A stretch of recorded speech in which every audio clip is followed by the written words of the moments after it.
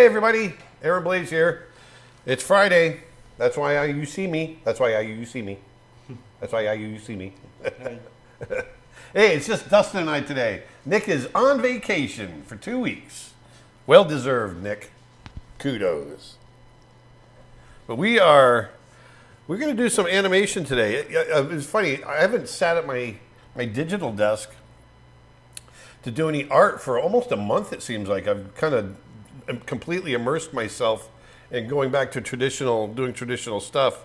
But one of the things, we got our course out, by the way, our brand new course on drawing and painting costumed figures. We got that out last week, and which is available, by the way, now. And but the whole goal behind that was I want to get that out so I could get back to Snow Bear, our animated short that we've been trying to get done for the last 5 years, and start working on that full time. So that's what we're going to be doing today. I'm going to be animating an actual shot out of the film, very short one, but I thought it'd be fun to kind of get my feet wet and doing it with you guys looking over my shoulder. Achilles, go lay down. Boy, my dog is driving me nuts. He just keeps walking back and forth on the tile floor with his little fingernails clicking back and forth. But a couple of things before we do that, though, I want to mention to you guys. First of all, I got Dustin here. Say hi, Dustin. Hi, everybody. So Dustin's here, and yes. So like I said, I want to our brand new course on drawing and painting costume characters or costume figure drawing is out and ready for purchase. You guys can get that. I've got a brand new course live event coming up August 14th with my good friend Chuck Williams. Chuck has a couple of courses on our website on story and writing. And Chuck and I have worked together for the last 32 years actually. And we have worked together as a directing, producing team, as both directors. Actually, when we first met, I was an animator, he was an editor, and we used to hang out together back in the days when I had to, when I was animating on Beauty and the Beast. I had to go back and take my animation and bring it back to Chuck, and Chuck would transfer it for me so that it could be sent out to California for the directors to look at. And so I used to hang out with Chuck, and we would shoot the breeze. But since then, he and I have gone off, and Chuck actually was responsible for getting and producing the new Sonic movie, getting that off the ground and producing that. So he's got a lot of great stuff under his belt. And so August 14th, we're going to get together and talk to you guys about story and getting movies, taking a story, getting it turned into a movie, how we get those off the ground. How did we do it at Disney? And one of the things I really pride myself on with Chuck is our abilities in the early stages of development. He and I have come up with some systems, the way we like to approach story writing and telling, and how we get things off the ground and get them pitchable and get executives behind them so that they can get made. So go to creatureartteacher.com/live and check that out. There's more information there. It's going to be a great time. It's 6 hours, starts at 11 a.m. Eastern Standard Time, and it's going to go all the way till 6 p.m. We're going to be teaching all day long. So I'm really excited about that. Also, Tim Hodge has got his new course out on storyboarding for television. And we're really excited about that. As you know, Tim has several courses on our site, and he's got a lot of experience as a storyboard artist. And so we asked him to put together something for television, and so he did, and it looks great. It's awesome. He's got some great stuff in there. So for those of you out there that are looking to learn how to storyboard, this is a great course for that. So go check that out. Also, don't we have a sale going on, Dustin? If you look at the slide, I think there's the Snow Bear sale. Yeah, that's right. We got a Snow Bear sale, and I can't see on my monitor what's the code? It's a 20% off sale. When you use code SNOWBEAR2021. Yes, SNOWBEAR 2021.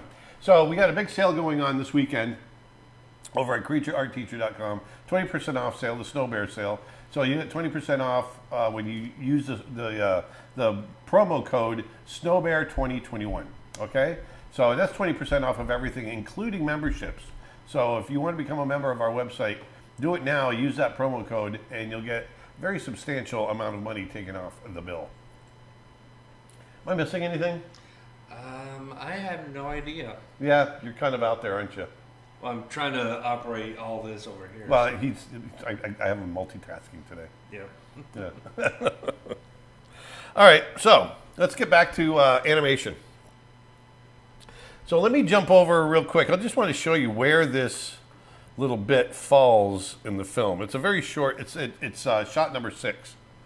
Very short scene. And this is my editing software. This is Premiere. This is where I've got everything cut together so far. We've got a few shots that are kind of placeholders that may or may not be finished yet. But it's just this is part of the opening of Snow Bear. And it's right after we see Snow Bear for the first time. And in this shot, we've already established that he's a polar bear living in the Arctic.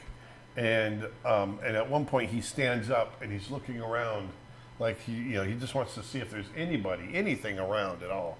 And so the shot that I'm going to animate is him kind of just looking and then going back down again. And that's his motivation is, hey, is there anybody out there? I'm lonely, it's big and empty, and I want to see if there's anything there. So I'm going to play you what we have so far, and you'll see the shot go by.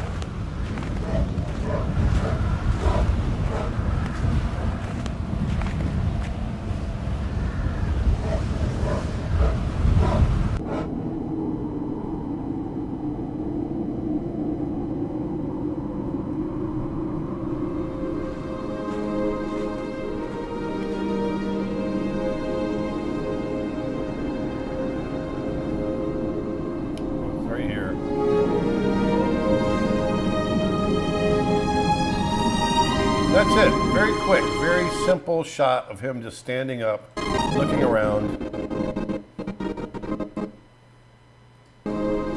Actually, let me see if I can do this.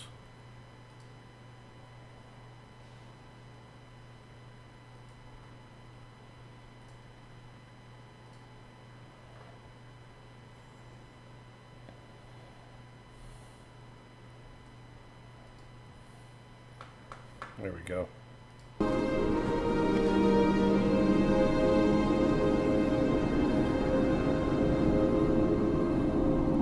So very quick, and then those storyboards are kind of my thumbnails. I'm just going to use them as my thumbnails.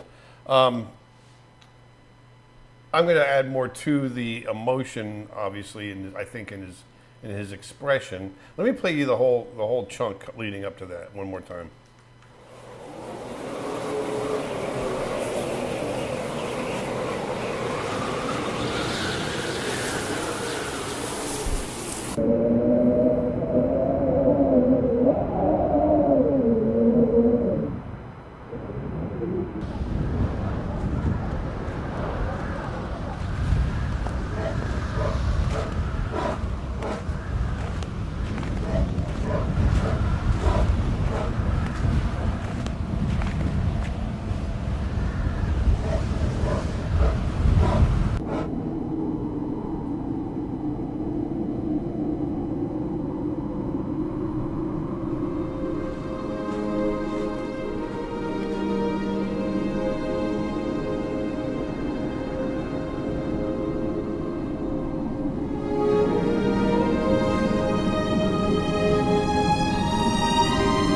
So there we go. A quick Facebook question. What software is that? This is Premiere. This is Adobe Premiere editing software. So that we import everything into this and cut everything together in here. This is the software we do all of our YouTube videos, everything. It's a really great editing software. And where'd you get the sounds from? The sounds I've pulled from all over the place. I have a library of sounds. Plus, a lot of times I'll go to YouTube and I'll type in snow or windy sound effects. And YouTube actually has whole sections of audio that you can download. And then the music was that's all temporary score. That's from Castaway. I wanted some very lonely sounding score, and so that's all from Castaway. So let's jump over to my animation software. The animation software is TV Paint, and so that's what I'm going to be animating in today. It's been a while since I've drawn snow bears, so I'm gonna have to kick the dust off today. We're doing everything in 4K. So this is 3840 pixels wide by whatever, 2160 or something like that high. So this is a 4K. We're going to be doing everything in 4K for the cartoon, and yeah. So that's it. So one of the things is I want to make sure. Oh, and I've also got, this is a shot that I animated, just a test shot that I did a long time ago, a couple years ago. In a galaxy far, far away. In a galaxy far, far away. And so I took some of the key drawings and I made a little model sheet for myself because I knew somewhere down the road I would be in need of a model sheet because I was animating snow bears so few and far between that I knew I'd need something down the road. So there we are. That's our snow bear. And let me kick back here. And so I don't have a background for this shot. It's a sky card anyway. So I'm not going to worry about a background or him having to register to anything. But the shot starts with him looking off kind of 3/4 screen right, like so.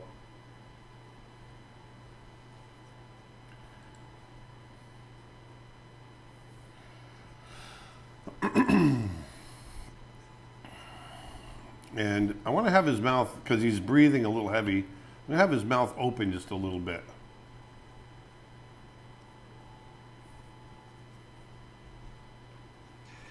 Question from Facebook. My daughter would like to learn animation. She's starting high school this fall. Would you have any recommendations for her to have a good start? Thank you.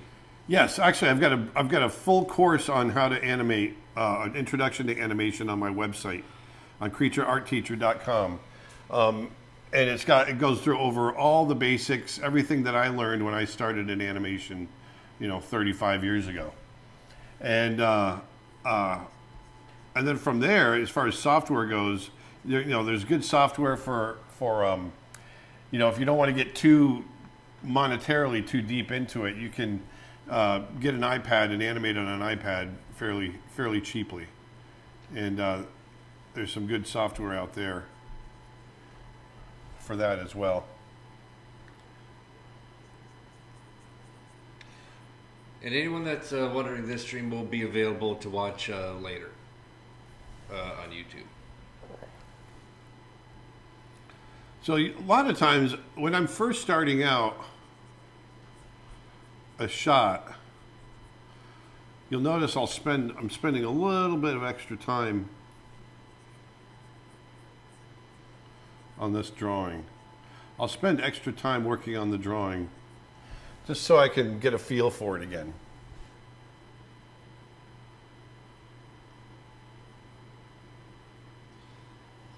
From YouTube, hey Aaron, would you ever do any background animation lessons, like background art, moving backgrounds, etc.? Yeah, we'll probably do something on backgrounds down the road. Absolutely. Yeah, we got a lot of background requests. Yeah. Yeah, those are all my own. In the shots that you just saw, those are all my own backgrounds as well. And so I like to do my own backgrounds, at least for this or the layouts. And also from YouTube, where do you get your skulls? From Bone Clones. Bone Clones. Let me see here. He's got a little head, compared to his cranium, cheeks. From Facebook, does Snow Bear have a name? So right now we just, he never has a name. We don't actually say his name in the story. And Snow Bear is the actual Snow Bear. So this character here is not Snow Bear. He's our bear. But we've been calling him Glenn, as in Glenn Keane.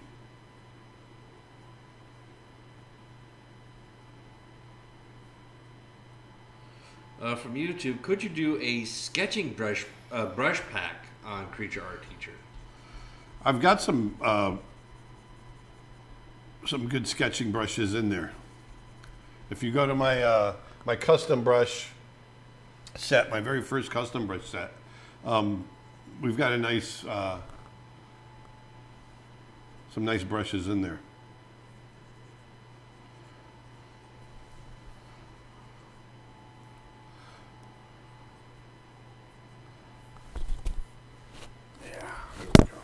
I'll just clean. Yep, I just lost my mic. Uh-oh. Yeah, this is going to be a problem. I might have to change my shirt. Change your shirt? Or actually, can we change the sound the source to this mic? Or no?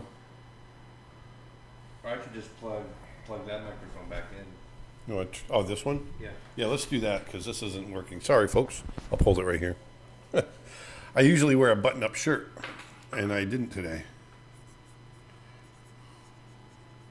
One sec. You might hear a little loud beep.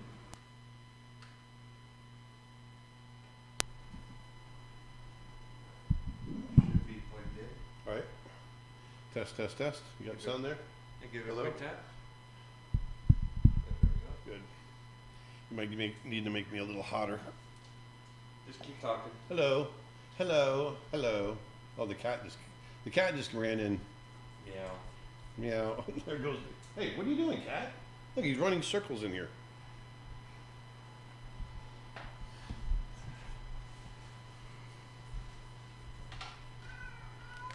What is wrong with you? Hey, go.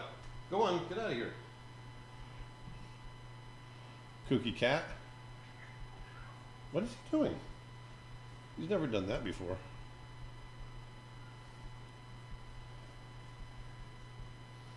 We just got a new bunny rabbit. The girls did. And I think the cat's all weirded out.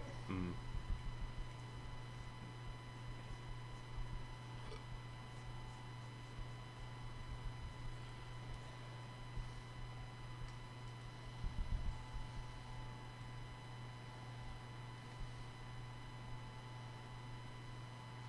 From Facebook, is this a new house? I've been slacking on watching.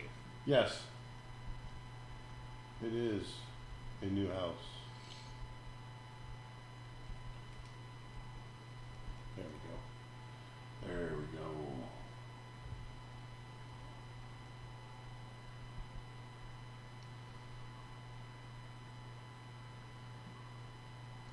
How do you decide the cuts for the animation and such? Do you just cut when it feels right, or do you have a guide? No, it's all feel. It's Just all feel. all has to do with feel. What feels right.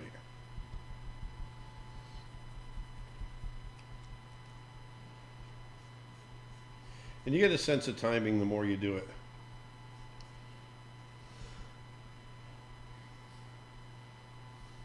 Who's your favorite animator artist? I don't know that I have a favorite. There's a lot in there, a lot of artists that I look up to and really respect, and but there's so many great animators. Glenn Keane is probably one of my top. Is probably my top. Only he trained me, and I love his spirit and his philosophy, and just a great guy.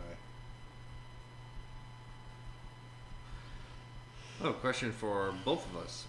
What are each of your favorite animals in Florida? My favorite animal in Florida. Love manatees.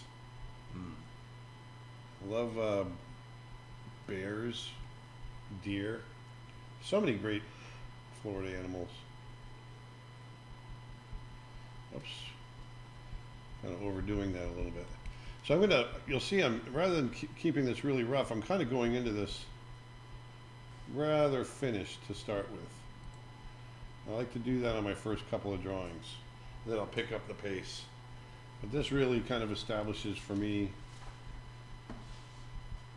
my character, the shot I'm trying to do.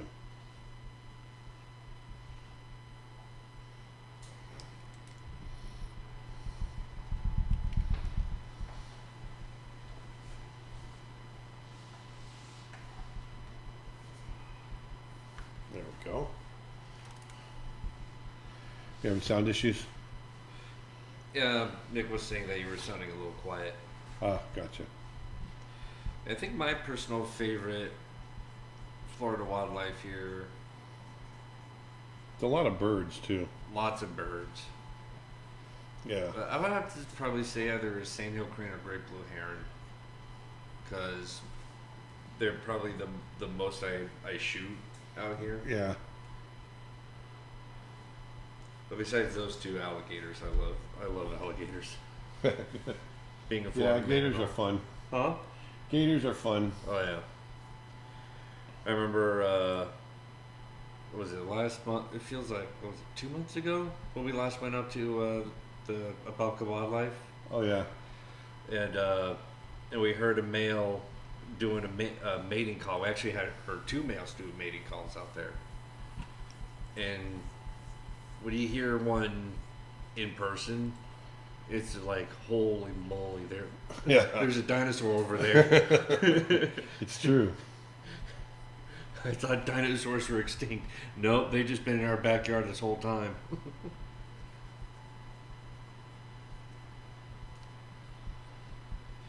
Do you have a favorite Disney villain? Favorite Disney villain? Probably Captain Hook. I love Captain Hook.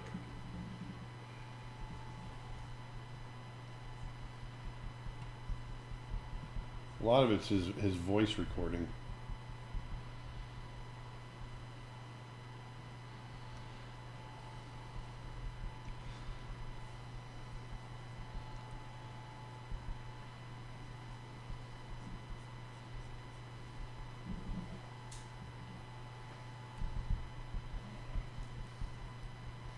So he's turning his head, looking over here, looking from side to side.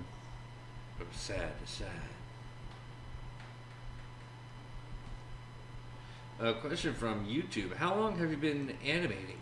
I started animating in 1988.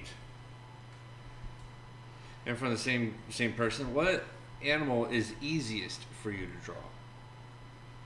A worm. A worm? No animals are easy. There's some that are less hard. That's kind of what easiest means. But I can't think of any easy that I find Well, it doesn't easy. have to be like literally easy, just like the one that is the least hard to draw for you. A worm.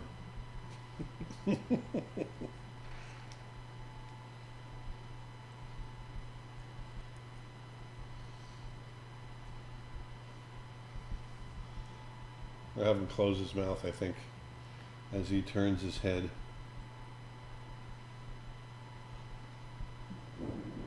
Oh, there's the thunder. Bring the thunder.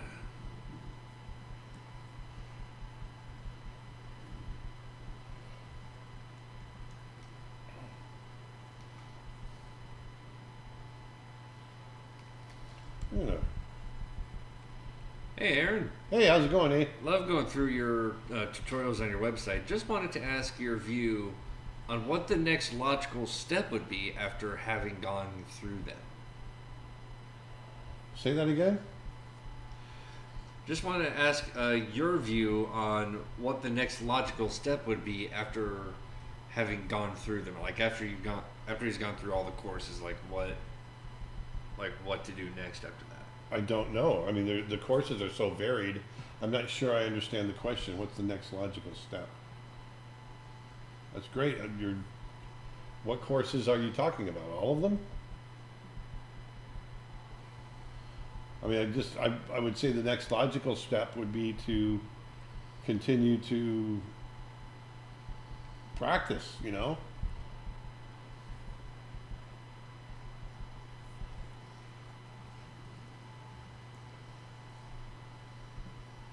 I'll keep that mouth open a little bit. From Facebook, what's the hardest thing or character you've ever animated? The Beast. The Beast. The Beast.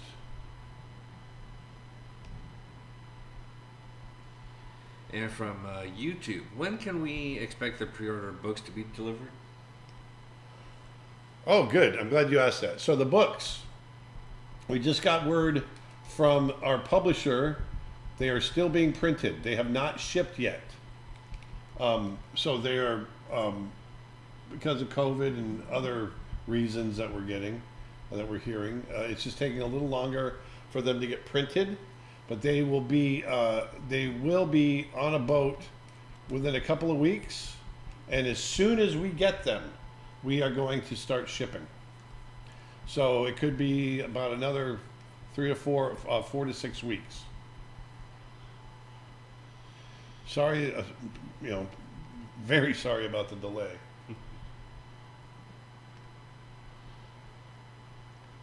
And what's your favorite TV show? There's a change on here a little bit. I don't really have a favorite TV show. Lately I've been watching the show called Succession on HBO. Holy cow, it's an intense show.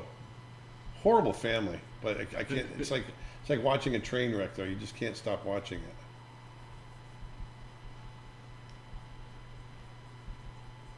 Yeah, recently, I think like 2 or so weeks ago, I finally watched this HBO series, The Pacific. Oh yeah, which is the same style, and actually I think it's produced by the same crews as the Saving Private Ryan and Band of Brothers. Oh really? And yeah, it's based off of that same. Like if you watch, like Band of Brothers was actually produced by Steven Spielberg and Tom Hanks. Yeah. And that's why Band of Brothers looks so similar to Saving Private Ryan. Right. And they did the same thing with The Pacific, where it's that same filming style, but instead of being in Europe, it's over on the Pacific fighting the Japanese.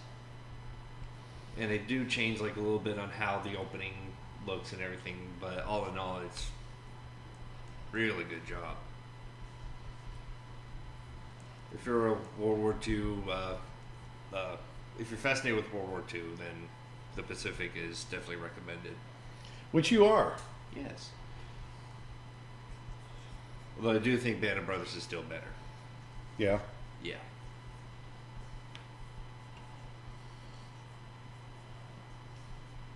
Is Snow Bear going to be a feature film or a short?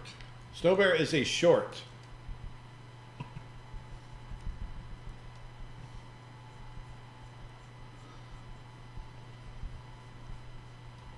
I'm animating pretty cleanly on this shot. And what I want on this as well is I want to kind of have this in his expression. I want to have him kind of turning his head, but he's still looking over.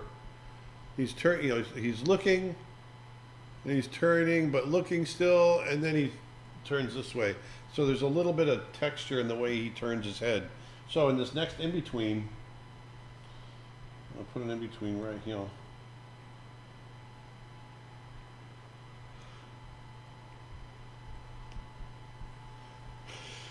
So in this drawing here, I want him turning his head, maybe the nose right about here. The nose is going to drop a little bit. And about the Snow Bear discount code, does that apply to the live event too, or just to courses and memberships? I don't think it applies to the live event, although I'm not sure.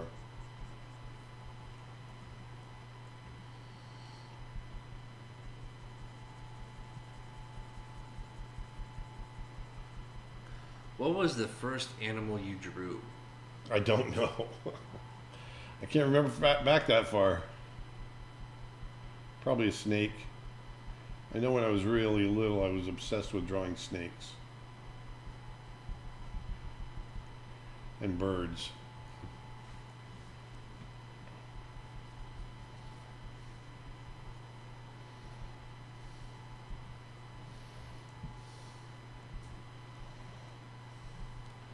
Ba, ba, ba. Yeah, I think the first wildlife photo I took was off of your camera when we were in Yellowstone. Our first trip out there, Yeah, like during my birthday father and son trip. yeah, I think that was the first time I shot yeah. You're only shot a 13. camera. Yeah, that's funny. It wouldn't be until years later I get one of my own.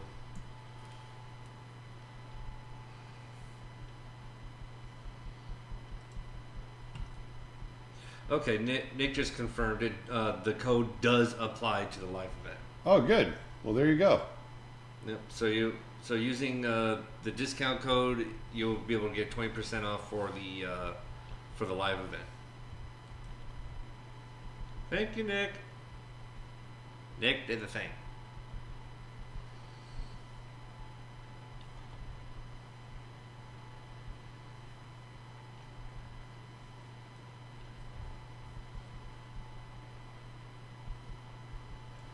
Do you know Mark McDonald? I'm not sure.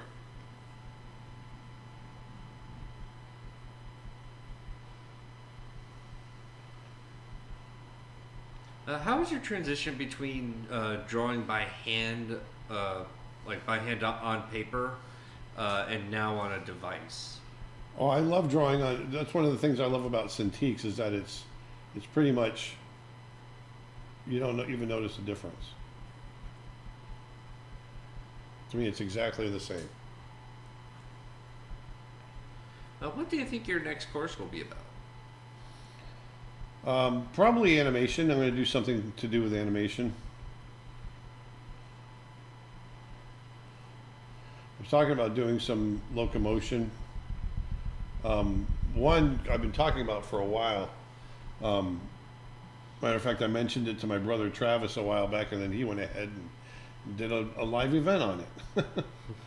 But I told him I'm thinking about doing a course on putting character into your walks, and because people get so caught up in the mechanics of of animation, they forget about the emotion and the motivation and things like that. Why is this character doing what they're doing? And so I'd like to do a course where you just kind of put the mechanics aside. Mechanics become secondary, and just focus on getting the emotion and the character in there. And so I want to do a course on how to do that.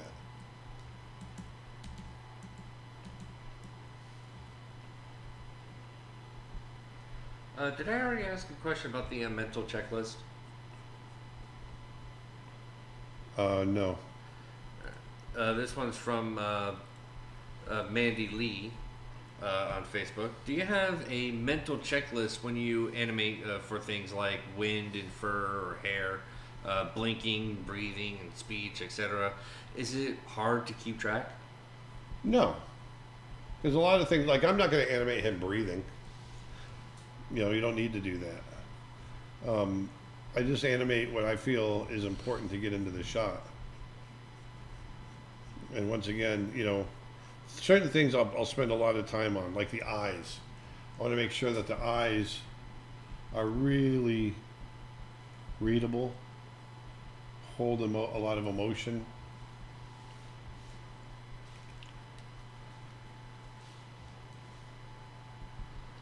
For Zone G on Facebook. Hey man, how you doing?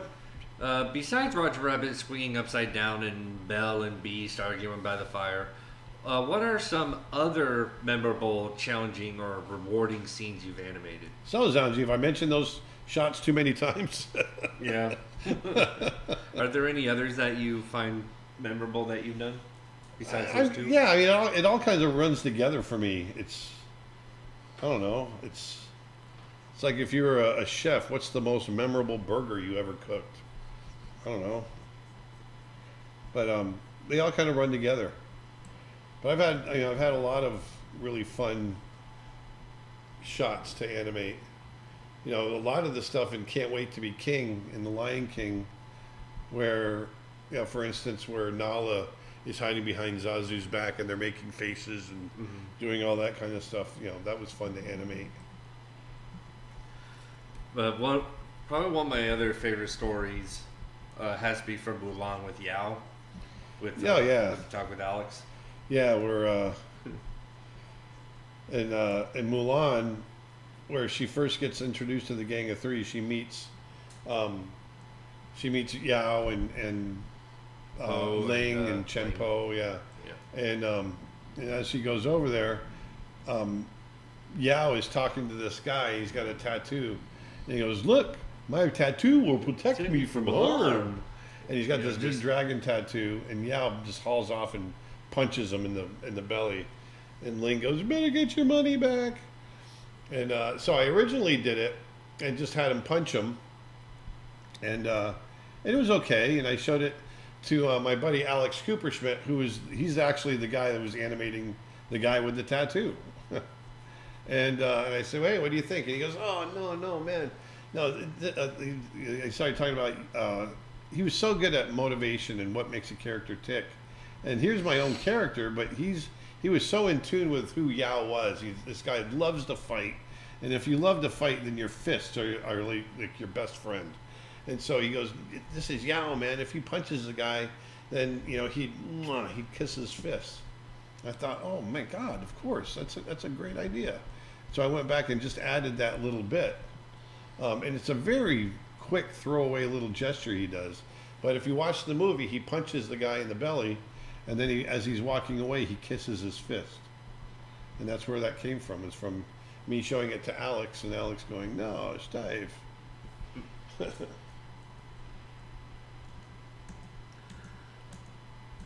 And also from Facebook, do you still use exposure sheets, or is that mainly used when collaborating with other animators? It's mainly used when collaborating with other animators or when you have another crew, because they need to know the exposure sheet is basically going to show you how the shot is shot in camera and any kind of camera directions and things like that.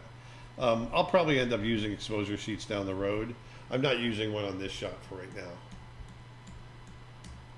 And a lot of times I don't fill out my exposure sheet anyway until the end, because I really don't know how my drawings are going to be exposed, because I'll mess around with timing quite a bit throughout the making of a shot so I can get the best impact. When did you start learning perspective? Oh, shoot. I started learning perspective when I was about 8 years old. I started learning perspective when I was really young. My stepfather had a degree from Syracuse University in interior design.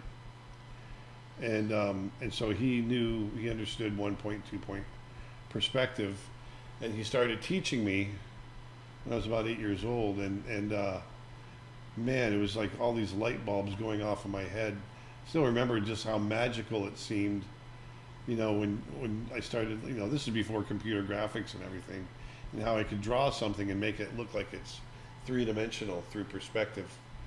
And it hooked me. I started drawing spaceships and all kinds of things, you know, in perspective. And I taught myself how to do perspective to scale, and then I taught myself how to do 3-point perspective. And so by the time I went to college, I actually helped teach teach the drawing class when we were on the perspective section. Because when I was 18, I got a job at an engineering firm, a civil engineering firm, as a draftsman.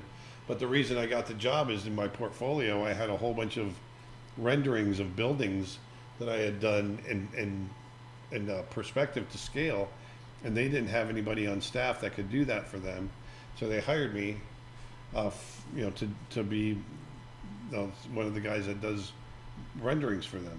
I was only 18, so it was a cool experience for me.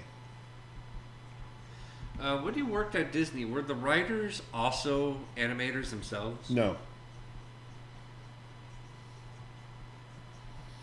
Now, the story artists did a lot of writing, and a lot of times they're artists. I wouldn't say animators. I wouldn't say they're animators, but they're definitely artists. But no, generally the writers are writers. They're not they don't draw. How long did it take you to learn the animating basics? A few months, couple of months, and I'm still, I still work at it, If for the same person, what's your favorite part in animating? Roughing out the scene. By far, I love what I'm doing now. Finding that shot.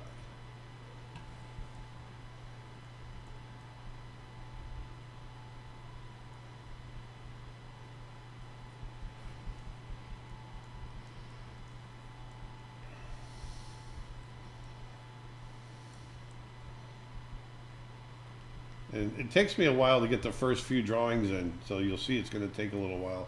But then it'll start to speed up.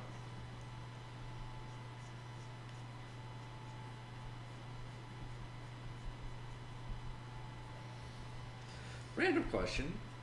Do you have any advice on...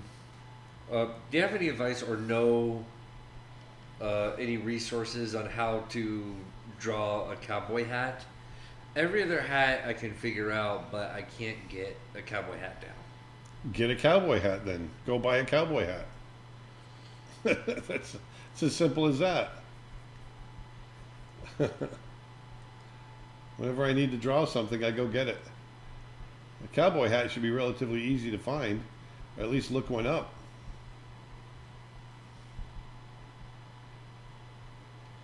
What's the smallest amount of people you need to make a feature-length film? Could you do it all yourself?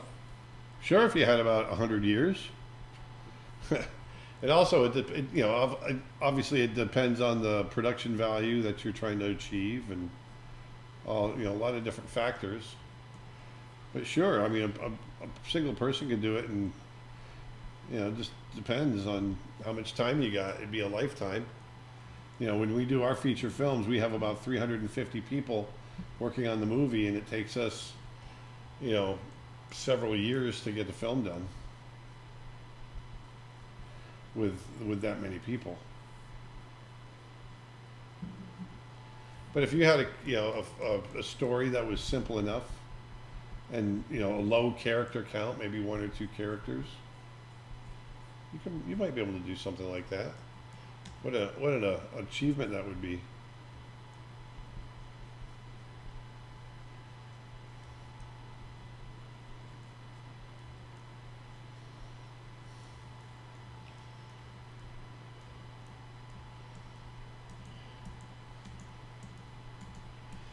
How can you keep the proportion of the character while you draw the different phases? It's always in the back of my head to watch out for size. So I'm always thinking about making sure he's the same size. My brain goes through several phases as I'm drawing the character. The first one, make sure the rough drawing that I'm putting in, the basic shapes, make sure that they're the same size.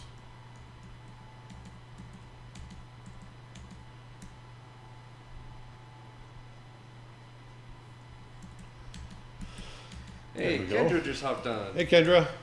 It's Aaron in all caps. Hey. Hey. Hey. Do you prefer animating in digital or traditional? You know, people are going to hate me for saying this, but I enjoy digital better. Only because I love drawing. I love animating. Obviously, on paper that's my roots. But when it comes to trying to create a, a movie, let's say, or a short like we're doing it on paper adds a lot of steps, you know. And when I'm working digitally, it's already digitized in. I can change timing on the fly. I can add drawings instantly just by and throwing them in there. Whereas traditionally, I'd have to reshoot everything, and this becomes a big pain in the butt. Actually, looks like we've got a few Twitch questions. Hey, Twitch. Have you ever given a try on 3D animation? No. Uh, I started to learn it when I was directing, just so I could understand it a little better.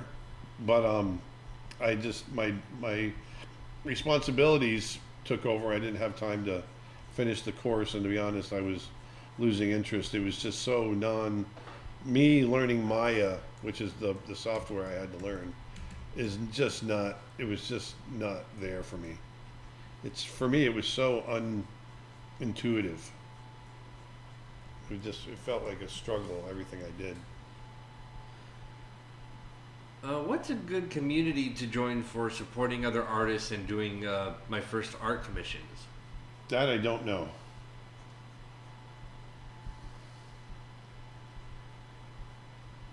I don't know.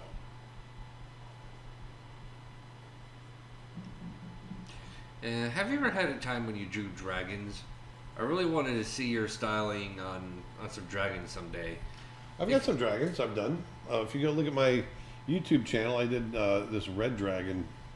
I thought came out kind of cool. Did that live.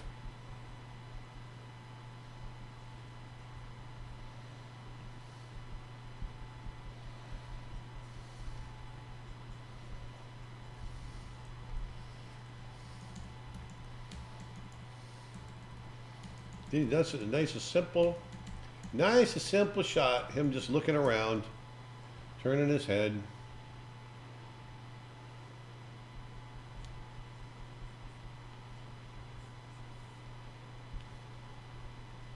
Which pencil do you use in TV Paint? 2B. To be Yep, 2B. or not to be? 2B. That's the question. The force will be with you always. The force will be with you always.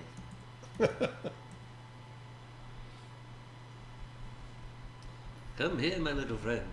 Don't be afraid.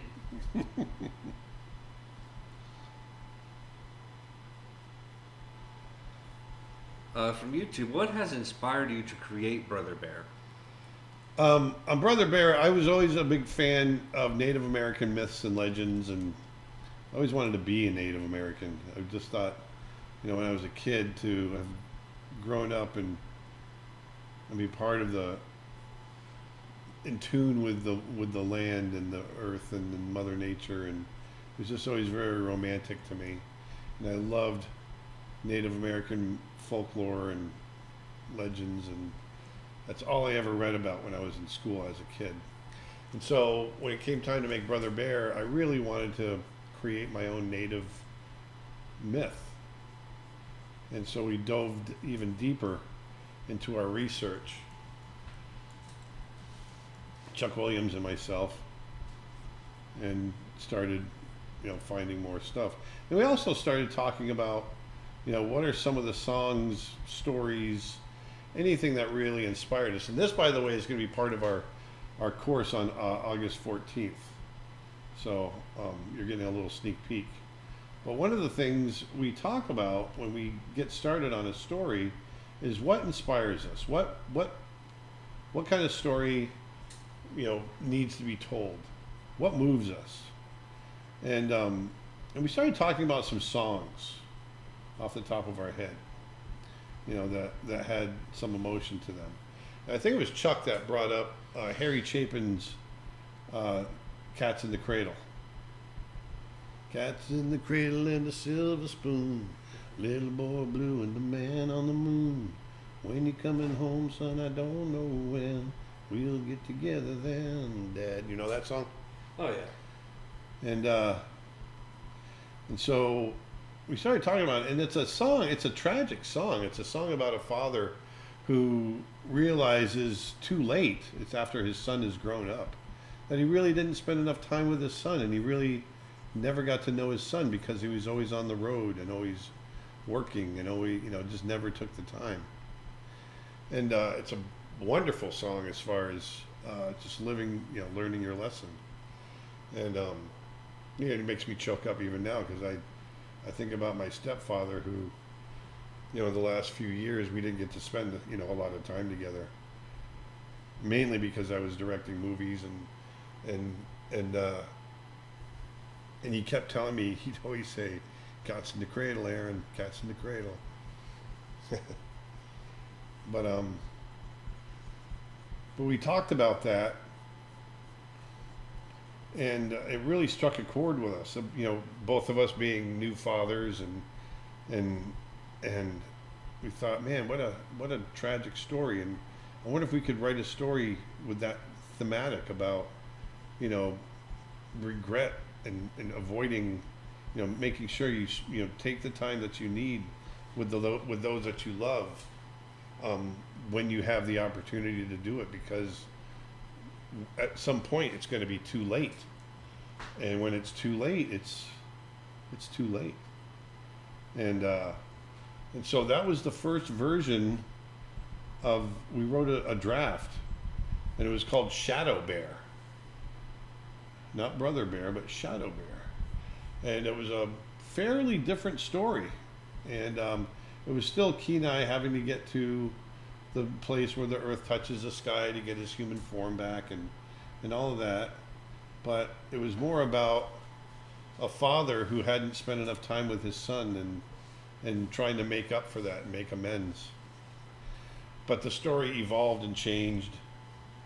I can't remember what the original question was. I started talking. I think it was the what type of storylines intrigue you? Oh yeah. So anyway, so there's a long-winded little story of Snow Bear and how or Brother Bear and how it came to be. I like bears, huh? Can you tell I like bears? So let's turn off the onion skin real quick. What do you prefer more, drawing animals or humans? Animals.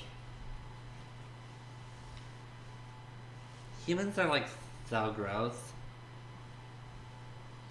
Animals are so much better. I think this person came in a little late to the party. From YouTube asks, "Hey, did you ever work for Disney?" I did work for Disney. I worked for Disney for 21 years.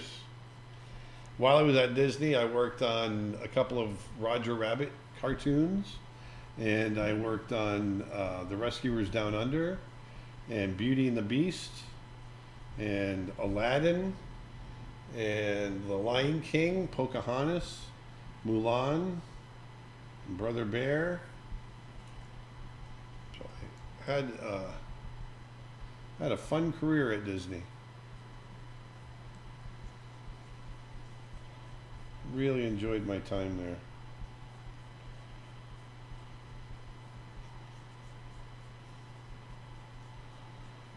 Do I miss it? Because I get that question a lot. I don't miss the day-to-day grind that I did. I do miss the people. I worked with some really wonderful people.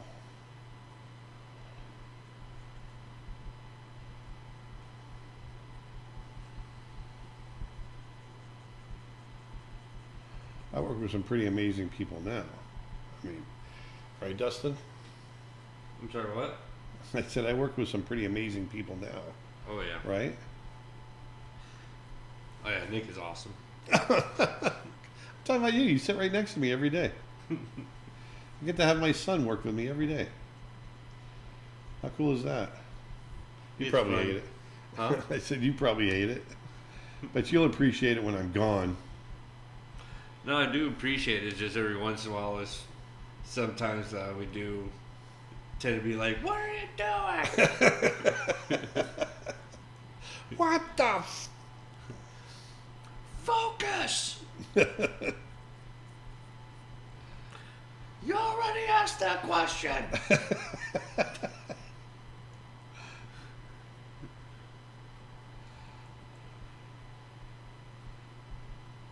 Have you ever worked in a small studio? No. Well, I take that back. I worked when we were making the Bear and the Hare, another bear cartoon, with Dom Carolla and the crew over at Premise. I mean, technically, this here is a small studio. It is. Technically, it is, right? Testicles. Testicles. It is a stall smoodio. Stall Smoodio. Stall smoodio. Boy. What? Instead of yumness, boy.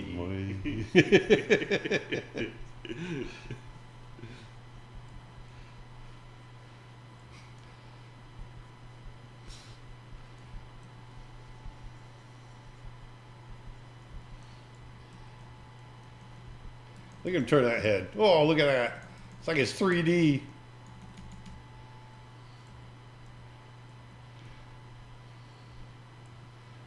What animal do you draw the most? Um, Lions and tigers and bears. yeah, lions and tigers and bears. That's right. My son knows me all too well.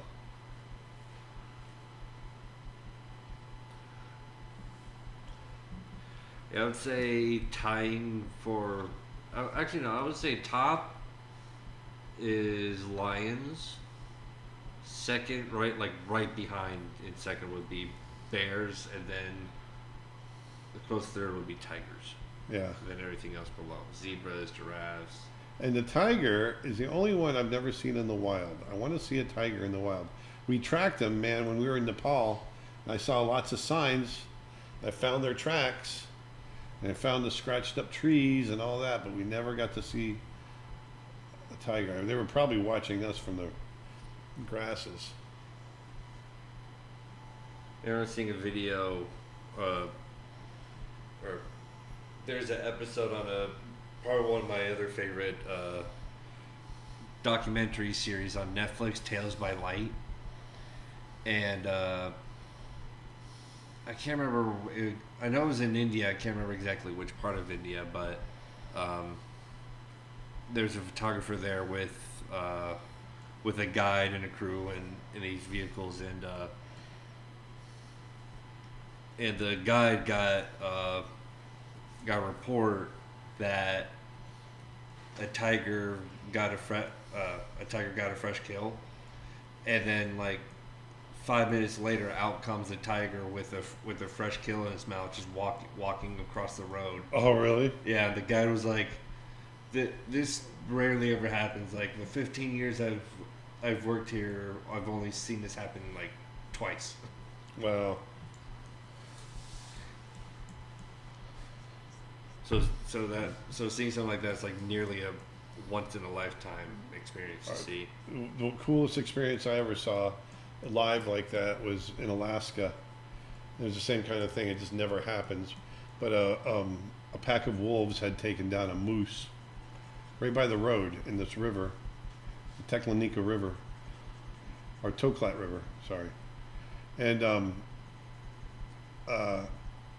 earlier, further up the road, we had run into this mother grizzly and her two cubs. And so we had seen the wolves with the moose, and we observed that for a while, and we left. And then we ran into this mother grizzly, and later on we went back to the kill, and there was a male grizzly on the kill, and the wolves were all around. This male grizzly kind of took control and took over and stole the kill from them. But then this mother grizzly that we had run into further down the road, she had caught smell of it, came down, and she fought the male grizzly off of the kill. And so she and the cubs took it over, and then she started battling the wolves, and we watched her battle the wolves and this other grizzly bear, and it was just incredible stuff. And there's another photographer there, right? And Oh, there's like 50 photographers there. yeah, but one It's of them it's in ended up- National Geographic, yeah. Yeah, One of them was a National Geographic photographer, or he was man, able now to sell that it. would be cool. A cool thing to do. Oh yeah, it was crazy. I've got the issue. I'm gonna be right back. I need to get a drink. All right. Then I got a couple questions towards me I can answer. Okay. I'm gonna switch camera to me. Hi, everybody. Do you like drawing? Yes. I used to back in high school, but as time went on after high school, it kind of slowed down until eventually I haven't drawn in like 2 years, more like 3 or 4 years. And but I do mostly photography now, which I got my camera bag right back there actually. What is your white whale wildlife photo you want to catch? Like the craziest thing. I would like we're planning the Africa trip, and that's actually we're all set to go. It's just a matter of waiting to get out there. But I would love to get a cheetah on the run, Oh, like just some like crazy action shot of whether if it's in Africa like a lion or a cheetah You're gonna going get that. after prey, or maybe if we ever get a trip to Alaska, like a bear hunting for salmon, like some action kind of shot, like that would be absolutely awesome. you're going to get that. Yeah. So we're really excited. We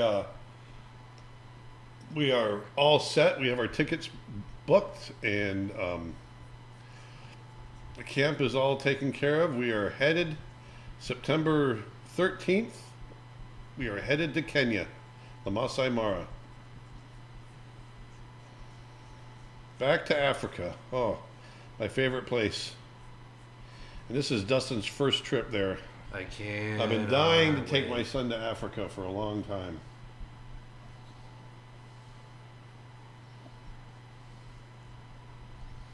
So excited I get to take you. I cannot wait.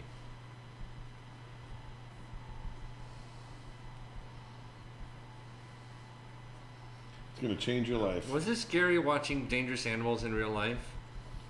Sometimes. It's gotten scary in the past.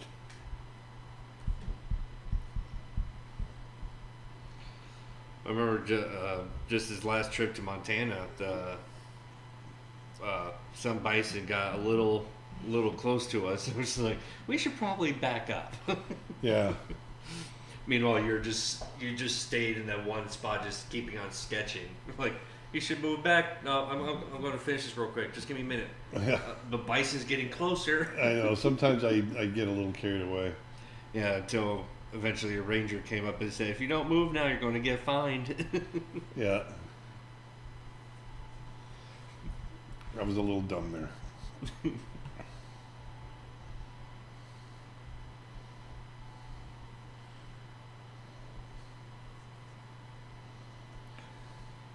But other than that, like, I don't think I've had any like real like scares.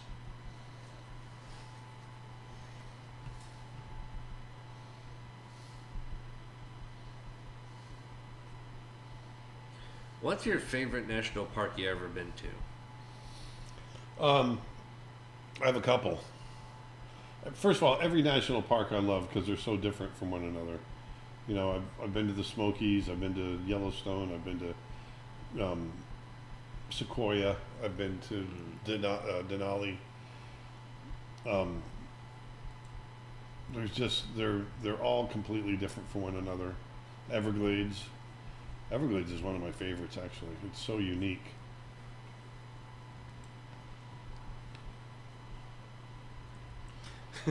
What is the weirdest question you ever got? The weirdest question I've ever got. I don't know. What was it like hanging out with Walt Disney? That's probably one of the tops.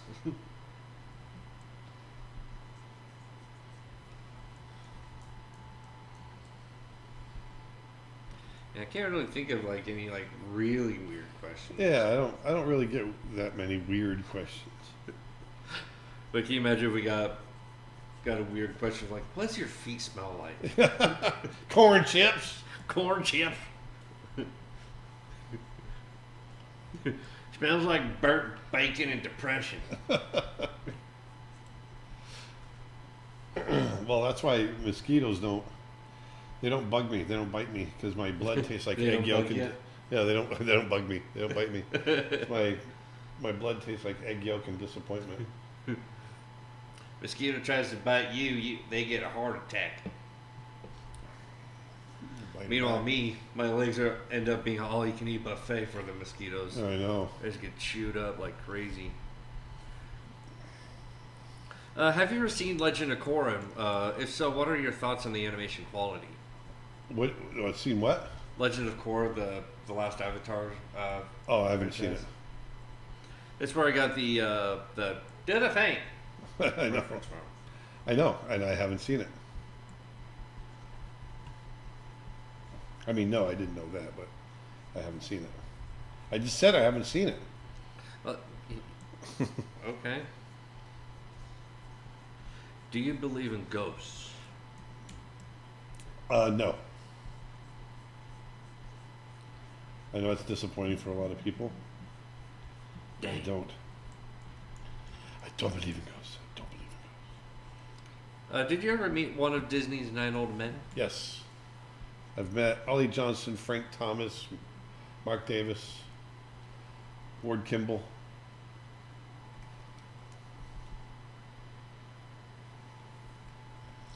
Yep. Met him. I was wanting to meet Milt Call, but he died before I ever was able to meet him.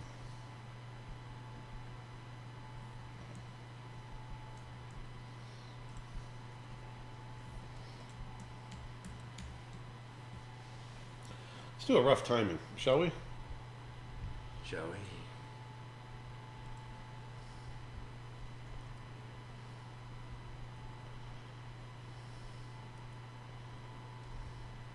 Got a little rotation to his body there.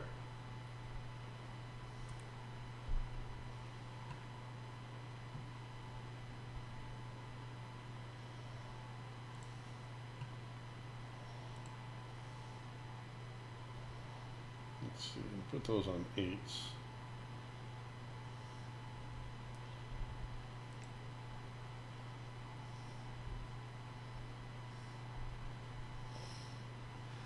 Dustin, did you feel pressure to perform, succeed, having a famous dad? You don't have a famous No. dad. Never really felt that way, at least not until Digital Domain. But even then, it wasn't really that bad or that extreme. Like, if anything, I felt more like, especially at Digital Domain, I felt more like I didn't want to be one of those kids like, oh, my dad brought me into the business sort of deal. So I try to keep it hush hush for as long as I could until our instructor recognized me and mentioned me by name and mentioned about Dad, and that's when everyone realized who I was, and that was on day one. Day one on the job. But I never really felt pushed. I felt more. I don't know how to describe this without sounding.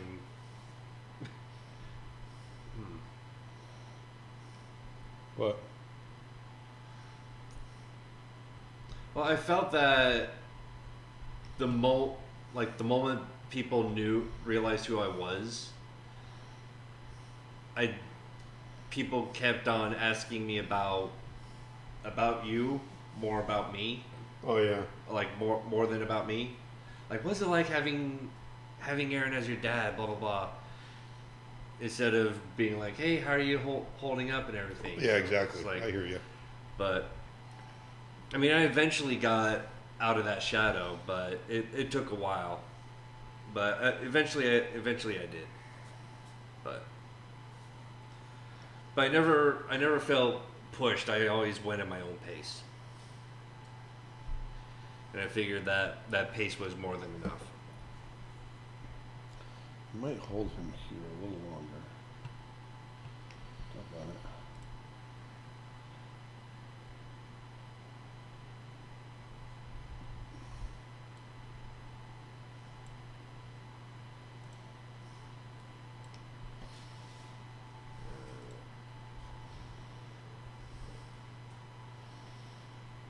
Yeah, I think holding him there a little longer before turning his head is the right way to go. Just a bit longer.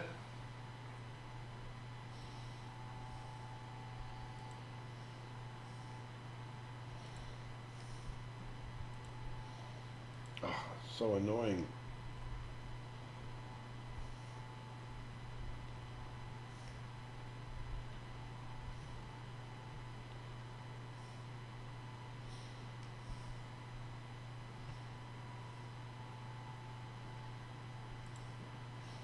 Yeah, moving his head a little quicker.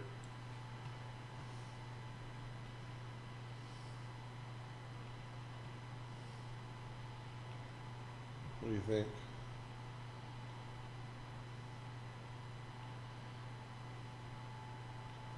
It probably feels like a better timing. It was feeling a little too mushy when I was doing it really slow. A little slow, you thinking? When I was doing it too slow before. Let's get that last. I want to cushion that a little bit more. There to there.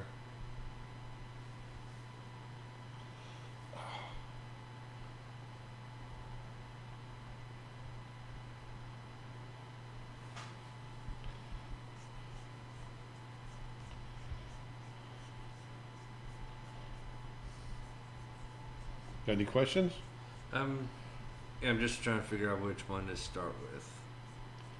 Have you had anybody saying, "Hey," what- and ask the same question over and over because they didn't get? What's your opinion on people that are hunting animals for fun?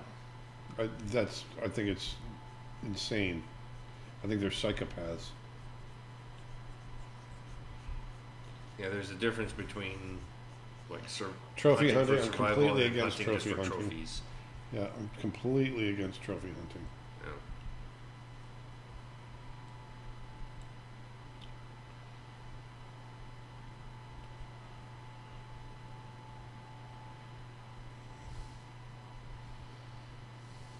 Yeah. Will you ever come to Germany to teach animation? We don't have anything on the books right now, but I'm sure. Never say never.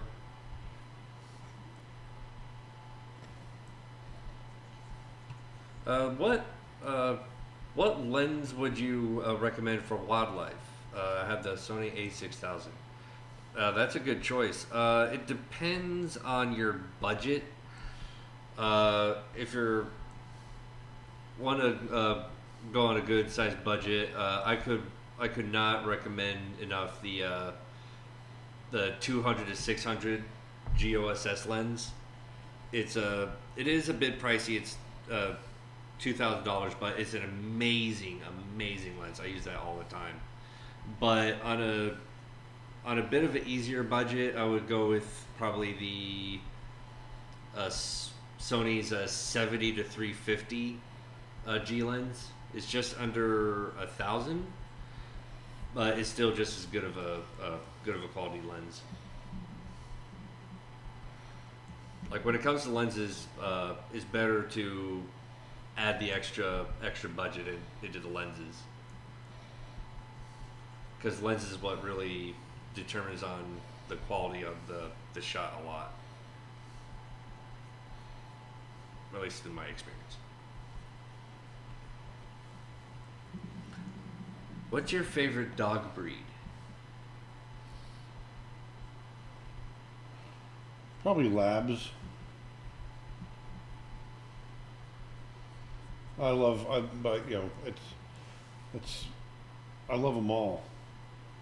It's a little bit of Sophie's choice, you know. I love all dogs.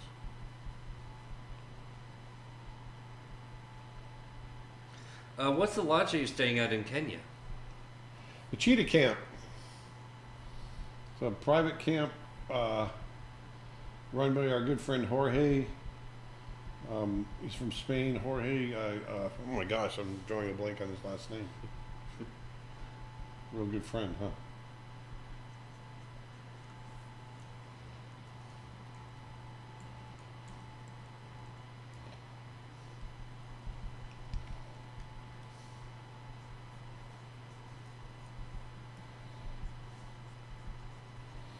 How do you know when you're ready to work at a studio?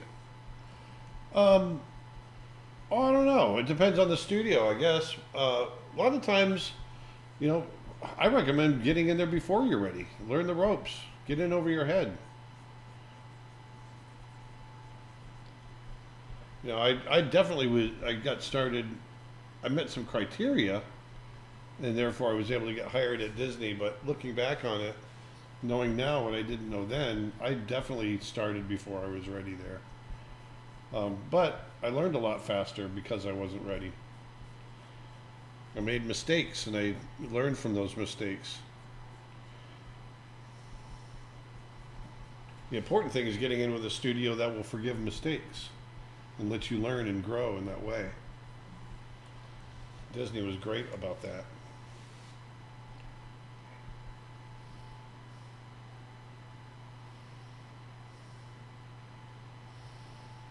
Okay, let's get that blink in there.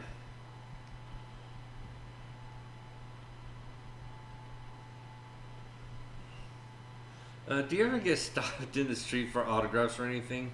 Just so you know, if I saw you in Edmonton, Alberta, I'd certainly say hello and shake your hand and thanks for your invaluable courses and everything you have offered. No, I've never been stopped for autographs. I haven't stopped. People have recognized me from YouTube and whatnot. When did that happen? Where Well, I was think I? the most often seen to happen is at CTN. Well, that's because everybody there is there for the same reason. Oh, there's the woman in Yellowstone. That's what it was. Yeah. In Yellowstone, we were photographing. Yeah, we were photographing. We were standing on the side of the road, and bears. I was standing there drawing, and this woman came up and said, "I can't believe I'm seeing you here drawing. I watch your videos all the time on animal drawing, and here you are in Yellowstone drawing bears." Yeah, and we were all just like, that's what I was trying to remember. Yeah, I couldn't believe it.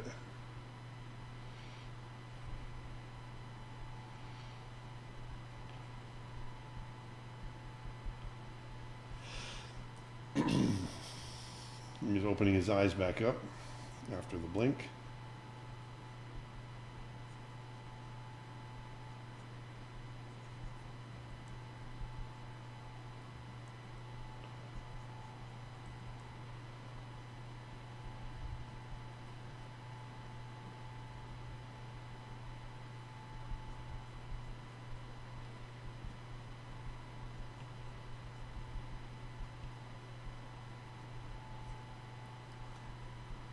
Somebody says, I knew Aaron would say, I'm not that famous.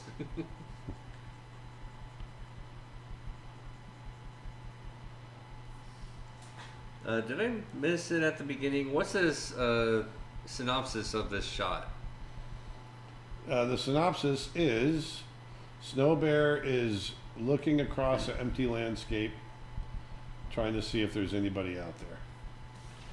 I keep saying Snow Bear. He's not Snow Bear. Snow Bear is the Snow Bear. This is Polar Bear, Glenn. Call him Glenn.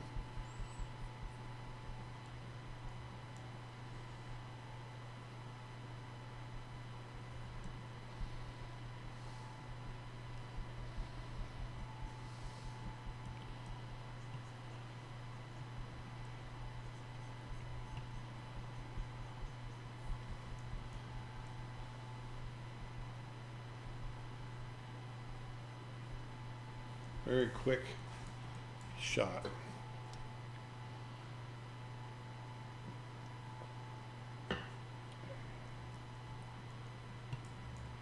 Did you meet a lot of left-handed artists while at Disney?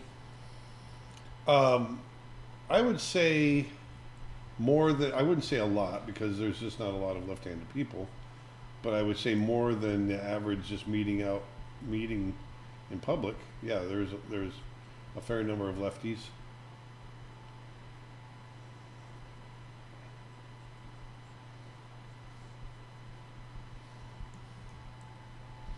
Vedanta just got me a shirt that says, I might be left-handed, but I'm always right.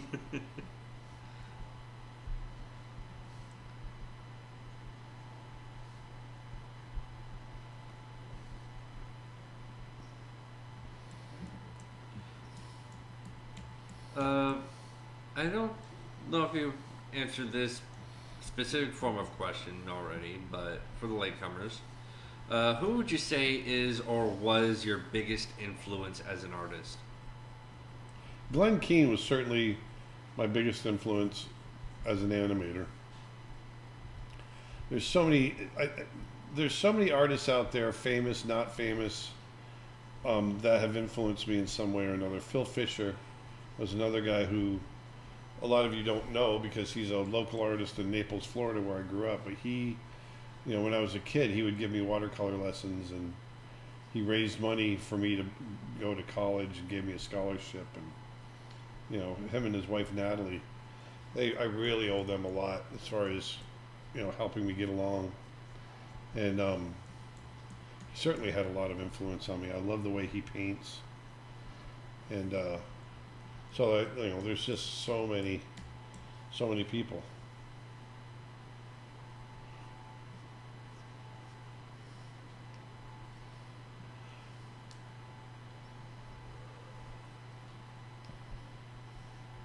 So I'm going to change the eyes on this one right here to half closed.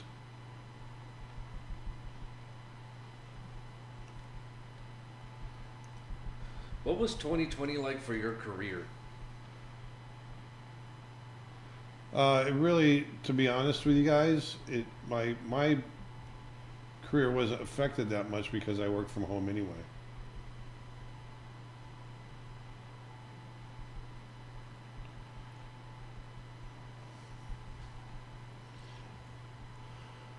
And we were able to really help a lot of people in 2020 because of people being stuck at home and us changing our prices and that sort of thing. Speaking of which, we got a 20% off sale this weekend at creatureartteacher.com. So when you go to checkout, use Snowbear 2021 as your discount code, and you'll get 20% off of everything.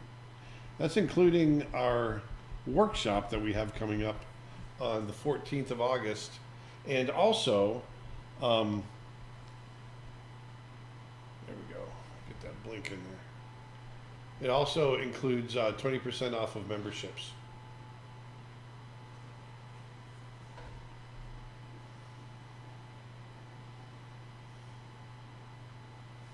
Have you watched Space Jam? And if so, what did you think?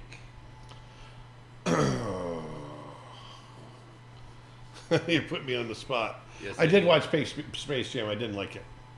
I thought there's some good animation in there, but I really didn't like the movie.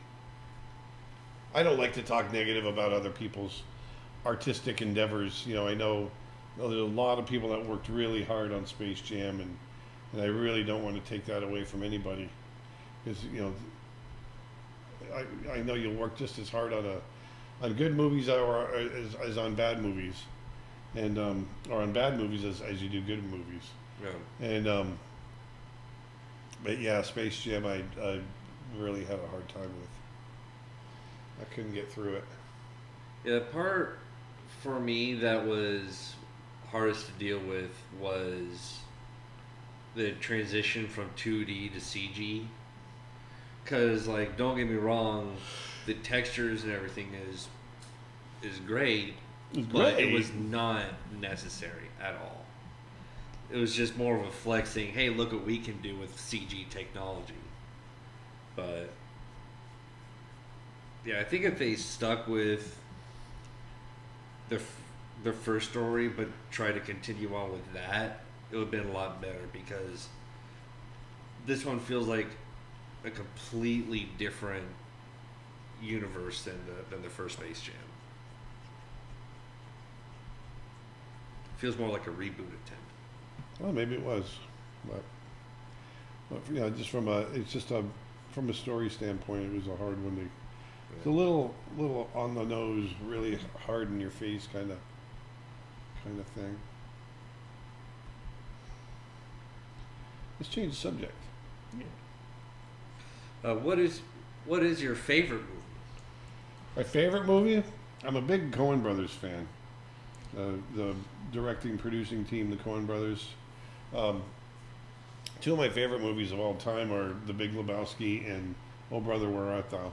Oh Brother, Where Art Thou is probably my favorite movie of all time. I mean, I've got a lot of favorite movies, but Oh Brother holds a special place in my heart.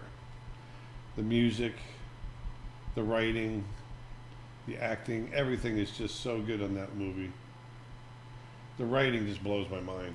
Mm-hmm. Raising Arizona is another great one. Oh yeah. But all these, the Coen brothers are just genius filmmakers and writers. They really are. And it's funny because they've made some of my least favorite movies in the world too. I mean, it's so extreme what they do. I mean, another one of your favorite shows there is, I don't know for a fact, is The Big Lebowski. Yeah. So I was saying that earlier. Lebowski's that's another one that's just, it breaks all the rules, and it's so good. Some of the best dialogue anybody's ever written for a film. Well, that's like your opinion, man.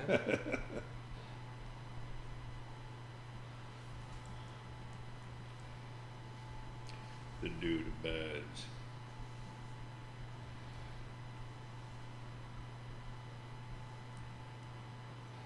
Yeah, I think one of my favorite movies growing up was Twister. It's a twister. It's a twister. Because I remember watching that movie growing up, and just the way the tornadoes were done in that movie were just so amazingly done. And they still hold up to this day very, very well. It's still one of my favorite tornadoes in a movie, and I can't believe they did it when they did it. What? Wizard of Oz. Oh, yeah. When you see the tornado in the background coming? Yeah. It looks real. It does. It's 1939. They made that. All that really was a tube and a blower. It was blowing out like part of dust and stuff in the background. It was just this. But it was rubber twisted. cone tube. It was like some guy's arm just go like through it. Is. Wow. Yeah, I watched. There's a group of guys on YouTube that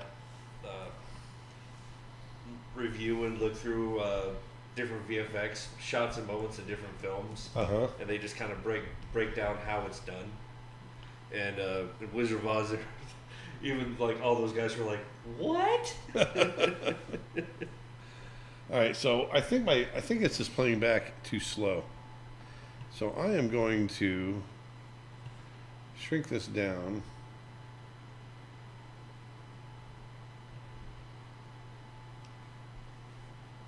There we go. That's the right timing. It's like, this isn't right. This isn't the right timing. How long would a simple 2-minute lasting animation take? For me, it'd probably take a couple of months. For 2 minutes? Yeah, for me, it takes about a month a minute.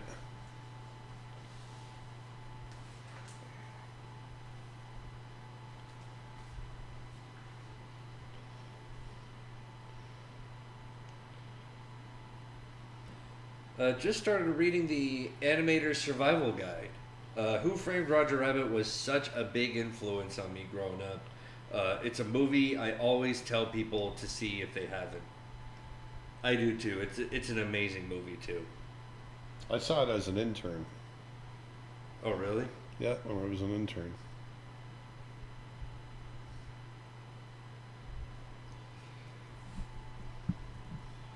Yeah, it's crazy how they used puppetry to match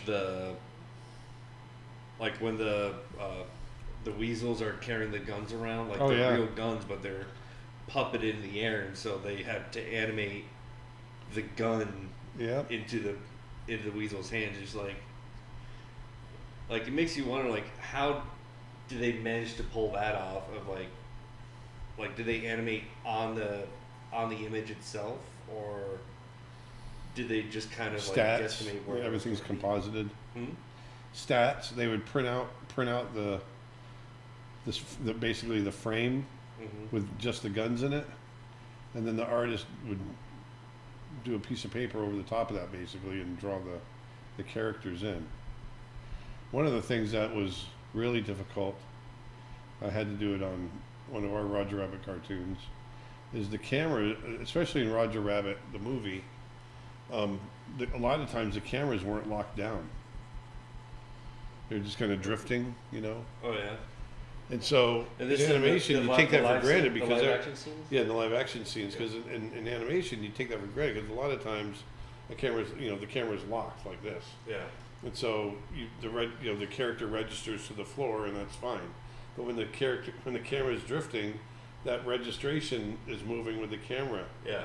and so the animator has to move has to adjust for that and do the acting. And It's do just the animation. oh my god, it's a nightmare. And back then there was no like rotoscoping or tracking or anything like No. that. Like you had to do it by Not digitally anyway. yeah, you had to eyeball it. Had to all eyeball it, and it's a mess.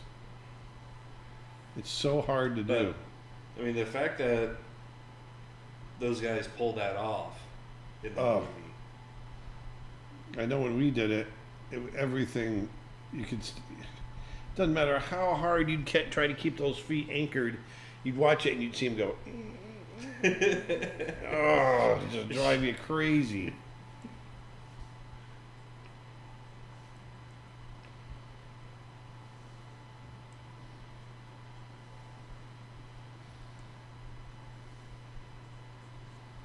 Do you have some tips to give as much life as possible through your character's eyes?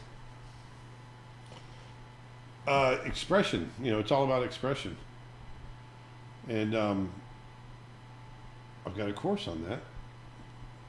Getting clear expressions.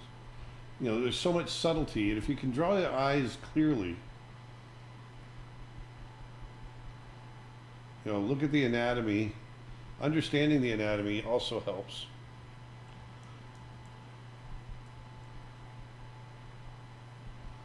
And a lot of it has to do with the brow. Sorry, it has to do with, what you're doing with the brow. How do you copy and paste in TV Paint? It just makes another drawing sheet for me. How do you copy and paste? Well, it says copy and pay, but I think he meant copy and paste. Peg? Did you say peg? Spelled it P-A-Y. Oh, because you can peg too. Oh, you literally can go. I think you can. Let me see here, because they've changed the controls a little bit from the last. Yeah, one. he meant copy and paste. Copy and paste it. Literally, I think like this right here. I can just go Command C, and I can make another drawing here and go V. I just pasted it. See, I pasted it down here. So I did Command C, copy, and then I Command V to paste it. And that's for Mac. I think for PC users, it'll be instead of Command, it'll be Control. Control C and Control V.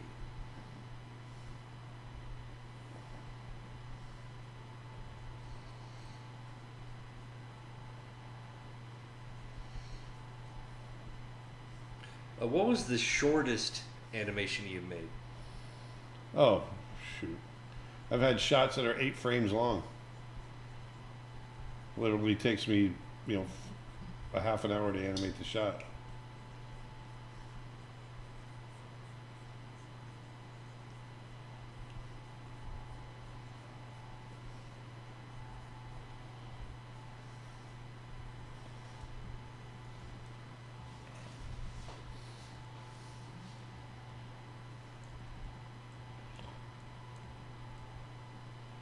Keep snorting.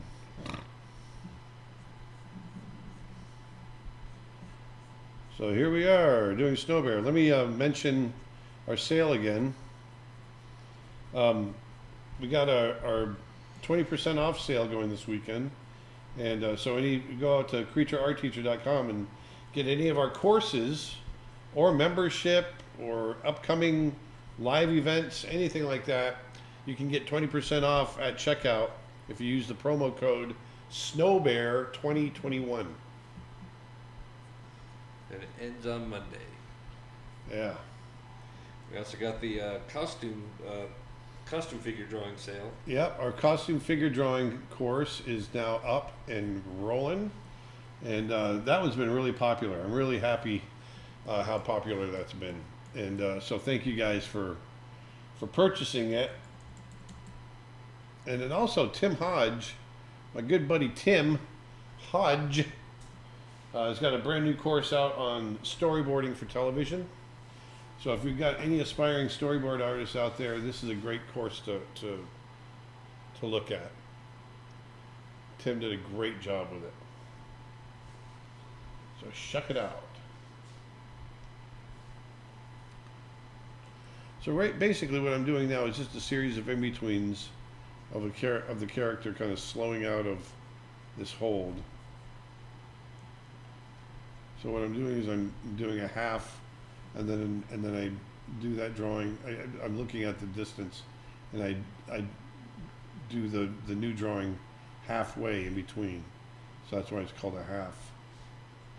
And then the next drawing I do half of that, then the next drawing half of that, next drawing half of that. So the distance gets shorter and shorter and shorter by half each time, and it ends up looking like this slow in, meaning as he's starting to turn his head, it speeds up. He's slowing into the move. I can't believe there's still work being done on this. Wasn't this started like 4 or 5 years ago? Yep. I think you started on this like the year after I joined the business. Oh no, we started Snowbird before that. Was it before that? Yeah, I'm pretty sure. I've been here for... I think it was 5 years ago. Huh? I think it was 5 years ago we started this. I think the idea for it came up about 5 years ago. Because I still remember I was in the shower thinking about what kind of animation I wanted to do, and I was thinking it's just going to be me, so it's got to be, one character, an easy environment. So I started thinking about the Arctic. Ooh, a polar bear. Polar bears are lonely. At the time, I was pretty lonely, and so this idea for this movie came into my head. I always get my best ideas when I'm in the shower. On autopilot, washing your hair, washing your body, whatever, and I just think about, okay, what am I going to be doing for the day, and then my mind will wander into creative stuff sometimes. And next thing you know, a lot of times I'd get my best ideas like at 4 in the morning, 5 in the morning when I'd first be waking up, or in the shower, just on autopilot washing.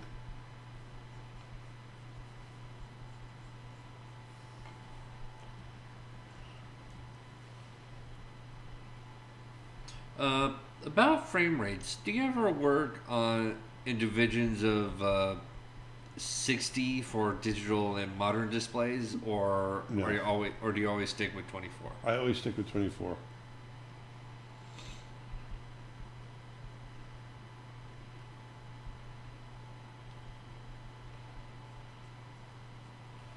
What were the lengths you took to study a bear's anatomy or any animal until you finally can draw it easily? You know what? I've drawn bears a million times. I'm exaggerating, of course, but a million times.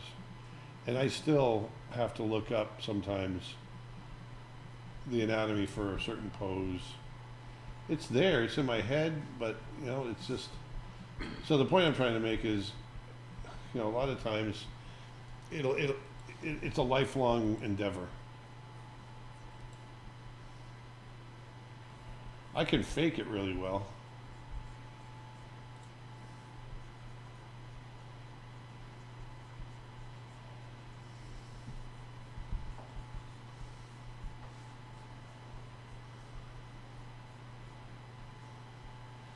Ever had any good ideas in the middle of the night while not being able to sleep? Yep. Many times.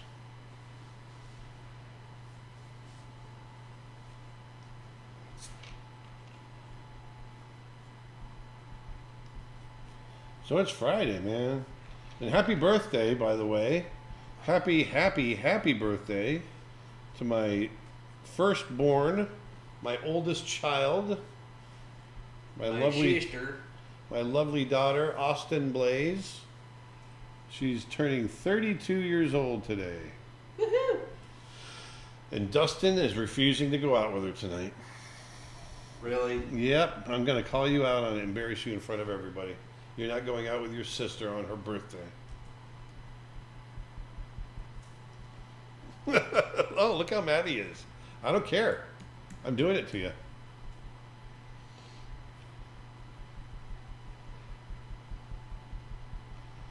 "32, man. You only turned 32 once."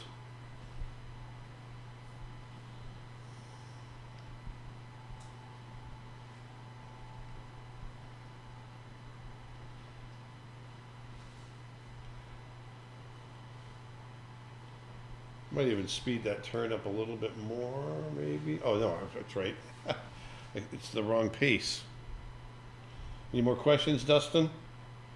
You can't stop asking questions just because you're mad at me. I'm looking for questions. What do you think about nowadays animation software as compared to traditional animation? Oh, there we go. That's the right pace. Say that again? What do you think about nowadays animation software as compared to traditional animation? Oh, I love it. Like this software that I'm using here, I love this. I mean, this is just as good as drawing on paper. It's better than drawing on paper because I get to see it play back right away,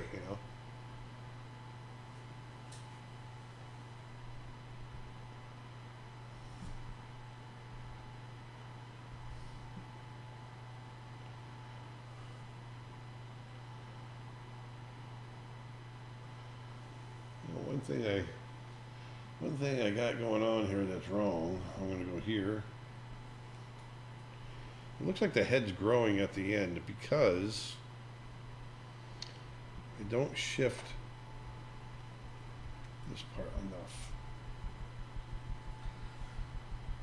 I'm curious about Easter eggs in films. How do they come about? Are they actually snuck in at times? Yeah. They are actually.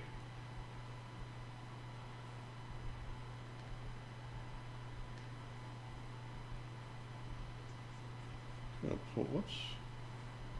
What's going on? There we go.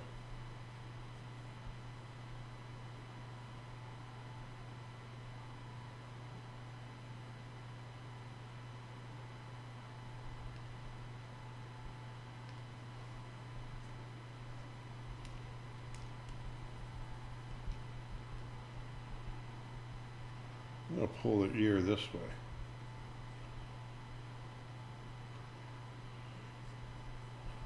Put it in there.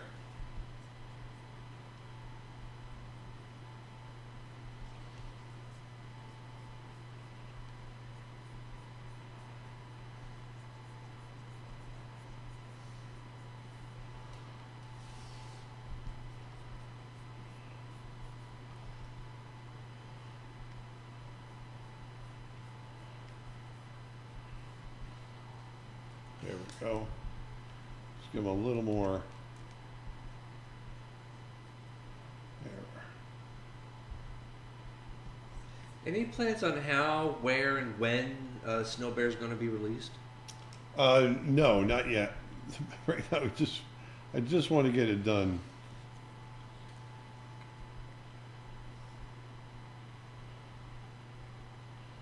Let's say right about there.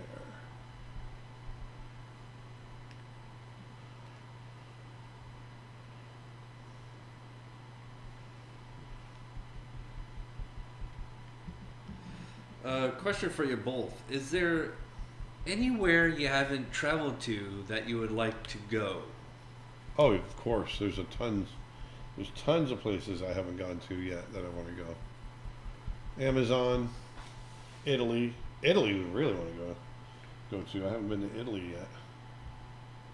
I would love to go to Alaska, Japan, Alaska, Japan. Africa soon, Scotland, Ireland.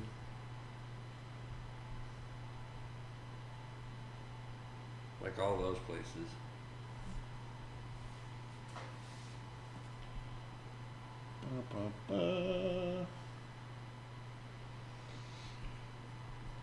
What the heck, man?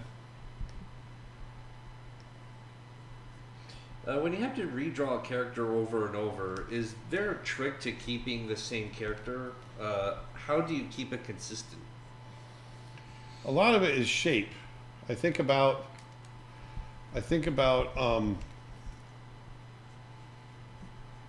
the simple shapes first, and then I build on those.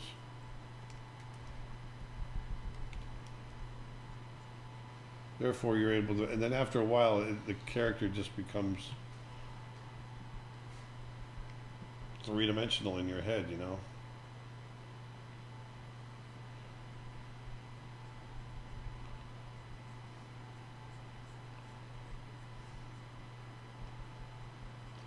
What is the animal with the easiest anatomy for you to animate? A worm. I don't know. I mean, they've all got a peculiar, everything's, got its own thing that you gotta be careful with. Which has what we could probably call the easiest pattern to follow in an animation, like a walk cycle or something. Anything two-legged is probably easier than four-legged. Four-legged is a lot of mechanics. But even then, you can get away with a lot of stuff. In four-legged walks, cheats and whatnot.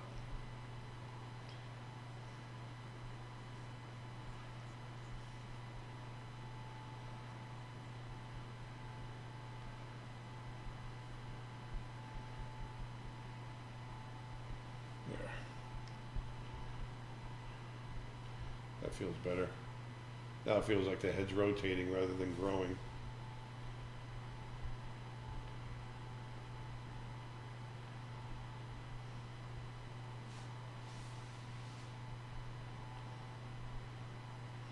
And it should be right about there. I'll shrink that up there. There's his, that's his pace right there.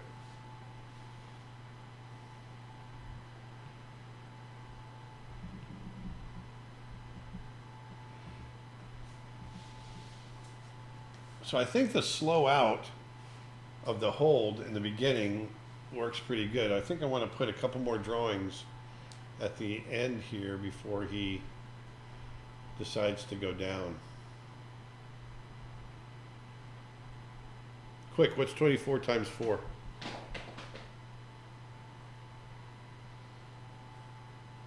96. There's got to be 96 frames. I might be able to do a little tighter than that. Right now I'm at 40 frames.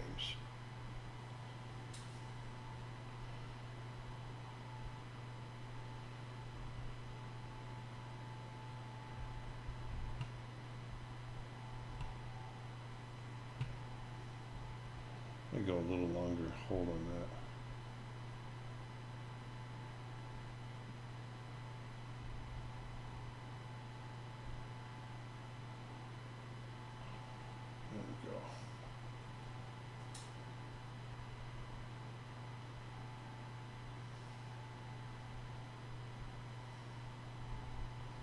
There we go. Good, good, good, good, good.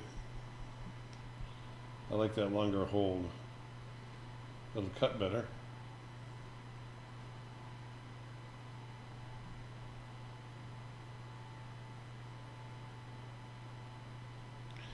Well, I think we're getting pretty close. Almost there. Almost there. Have you been to Greece? I have not been to Greece. That would be interesting. I would love to go to Greece. I want to go to Santorini.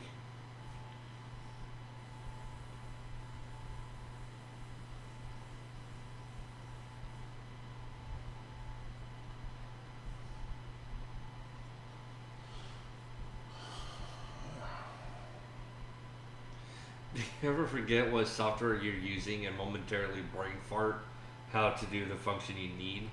Like, for example, from like going from Procreate to Photoshop. Yes.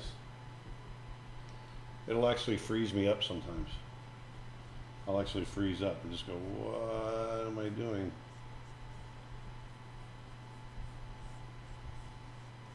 Which Star Wars creature would you like to animate if you had the chance to?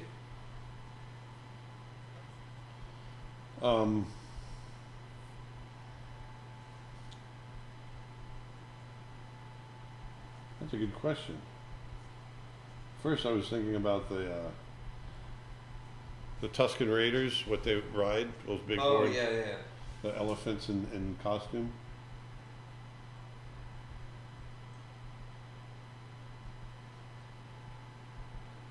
Can't remember the name of those. Banthas. Banthas, look at you. Did somebody write that, or did you remember? No. I just thought it up. Man, look at you. Look at the big brain on Craig. Yeah. Don't want to recite that whole monologue.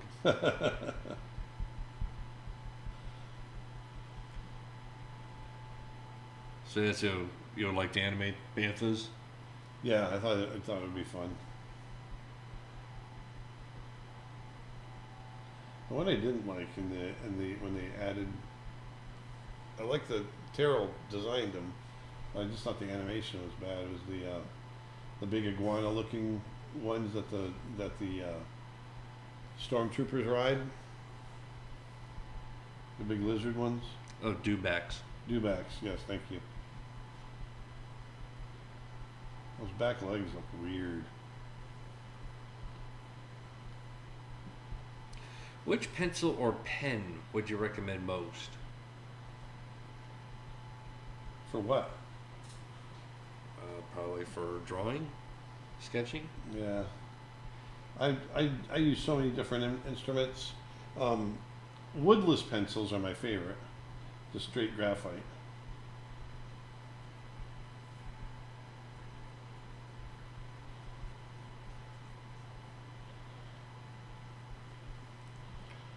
Have you been to Lithuania? No. And Dustin's mother, my first wife, she's Lithuanian, or 3/4 Lithuanian and 1/4 Polish. Her father is full Lithuanian, and her mother is Lithuanian and Polish. So Dustin, you're almost half Lithuanian. Almost. Yep.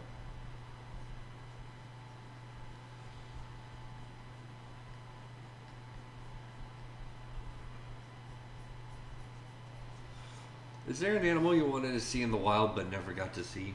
Tiger. Tiger. Yeah, there's a lot.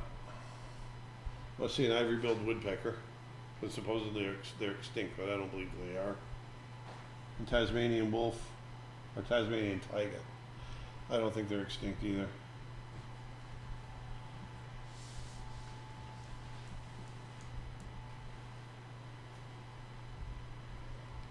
Like a tiger. Like a tiger.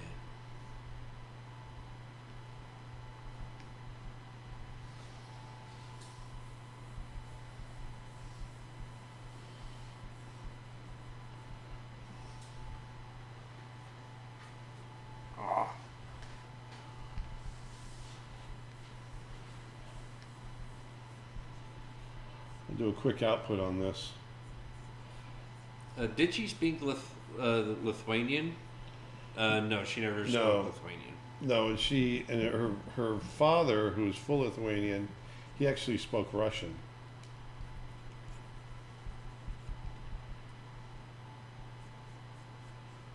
Yeah, and even that was a full on English speaking. Yeah. But he didn't speak English until he was 6 years old. Your grandfather, did you know I that? was talking about our family because they were asking Yeah. if mom ever spoke to me in Lithuanian, but no, never happened.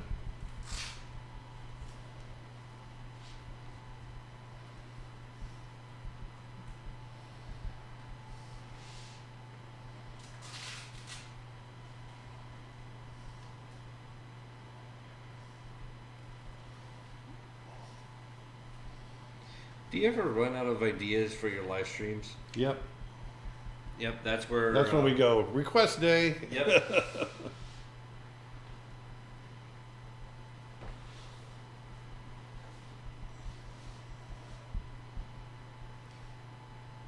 You don't have an idea? All right, request day.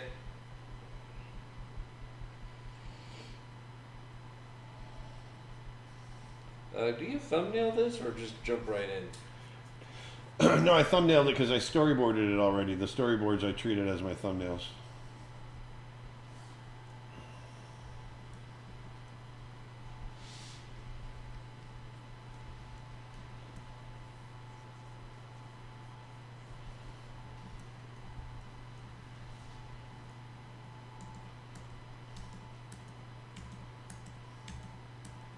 What's the shot you're animating now?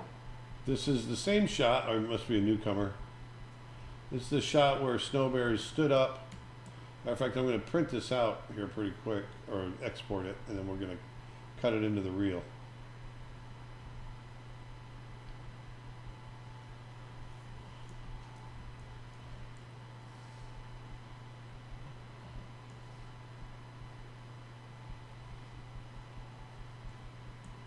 But Snow Bear is stood up on his hind legs. Not Snow Bear, but Glenn. Call him Glenn. Has stood up on his hind legs and is kind of surveying the surrounding area. See if there's any life. Because he's lonely.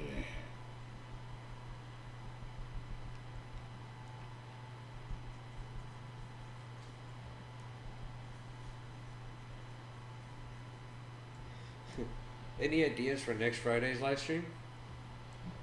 Nope. Probably Snow Bear. Or request day? or request day, yeah. Bum, bum, bum, bum, bum, bum, bum, bum, bum, bum.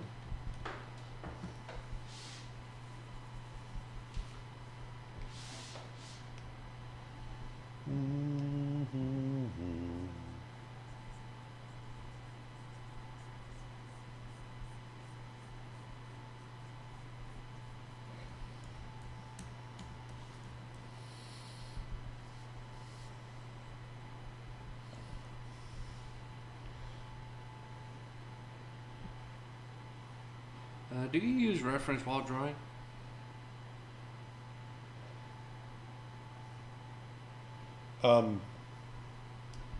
Sometimes, sure.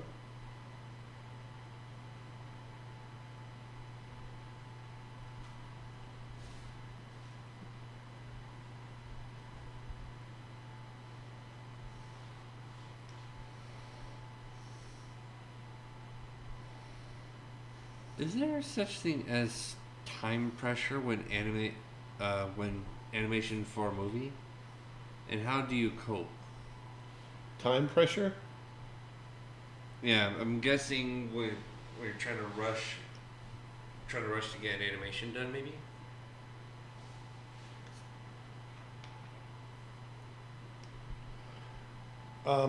You just do it. For me, the way I would cope is I schedule everything. I just schedule it so I can get it done in time. That's him just kind of bopping out of the shot, and then we cut wide, and we see him walking away. Let's go ahead and cut this in, shall we? Shall we? We shall. Have you ever met Floyd Norman? Yes. Floyd and I are friends.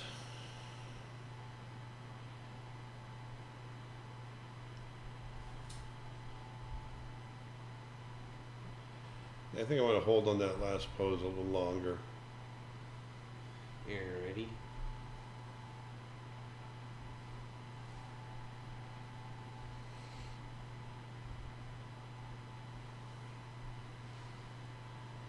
Matter of fact, I think what I'm going to do.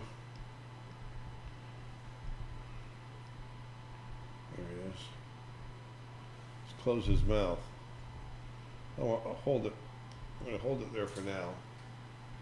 Just do it as a hold, but.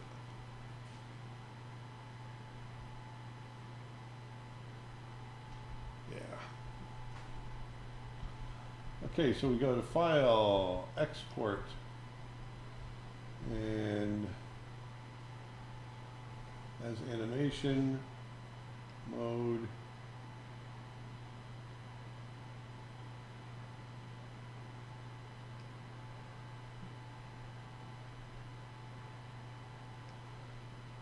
format, AVI, okay,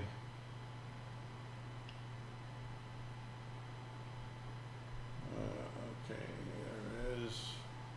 Mode, motion JPEG. I don't know what that is, but I'll leave it on there. And nope. Cancel. File. You can see I do this stuff like I'm an old man. I am an old man. Okay, browse. I want this to go.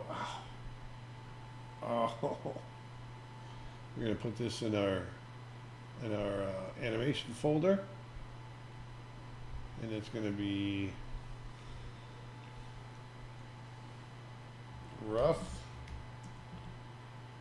shot 6 snow bear. Whoops, snow bear.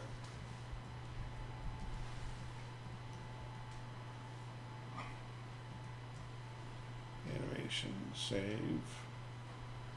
All right, now we're going to export it there. All right, now in here, we're going to go import. And I'm going to go to my Dropbox. And I'm going to go into production, animation. Right there, import. So now what we've got is this shot here. There's the storyboard right there. So I'm going to replace that shot with our new shot.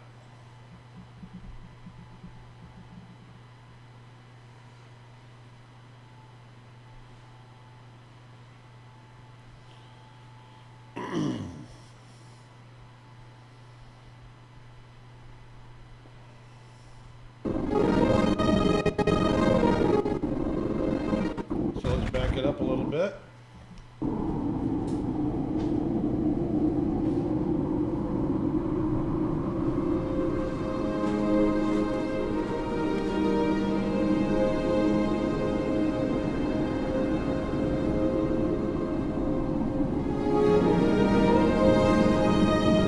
right. Just 9 more months of that and I'll be done. Yay, 9 more months to go. That only took us 3 hours or 2 hours. Let's see. Let's watch it again. All right, so let me do this.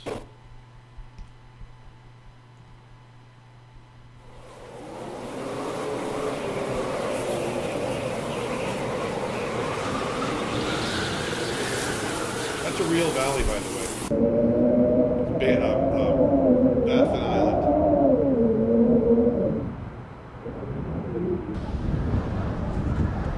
We're going to redo this coloring in this background.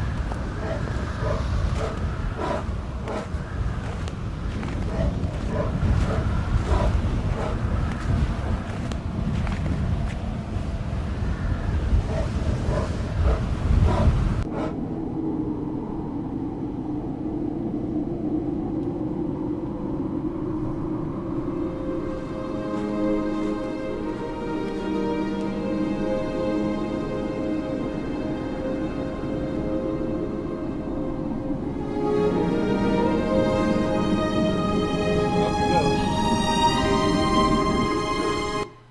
There. Off into the unknown. Off into the unknown.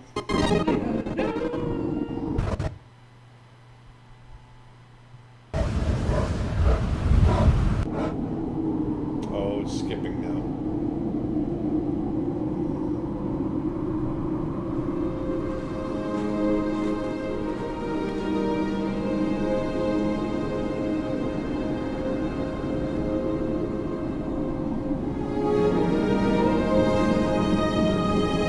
Well, there you go, folks. Look at that. I was able to cut it in. That's one of the things I love about digital animation. Yeah. Animated there, right on the fly, rough animation, boom, cut it into the reel. You can see how it's working. So you got a little taste of what we do and how we do it. You know, and this is kind of a living entity, this reel. And as I animate shots, rough shots, the storyboards come out, the new animation goes in. As that animation gets colored, then that comes out, the new one goes in, and ultimately you're taking out, replacing, until ultimately the entire thing is finished. So we got about 9 months of that to do, and I'm hoping to be on this for at least about 4 or 5 months before I have to go off and do something else. And I'm really hoping that I can get into a really good mode, into a rhythm and crank. Today was basically the first day of animation back in quite a while. So being able to rough out a shot in a couple hours felt really good, even though it's a really simple shot. There's no simple shots, there's just less hard ones. Any last questions before we go? Let's see here. How big is your canvas for 2D animation and TV paint? It is 4K. 4K, so that's 30, 300, what is it, 30? Anyway, figure out what 4K is. I think it's 3160 by, or 3260. What is it? I looked it up just earlier. It's a little while ago. 4K.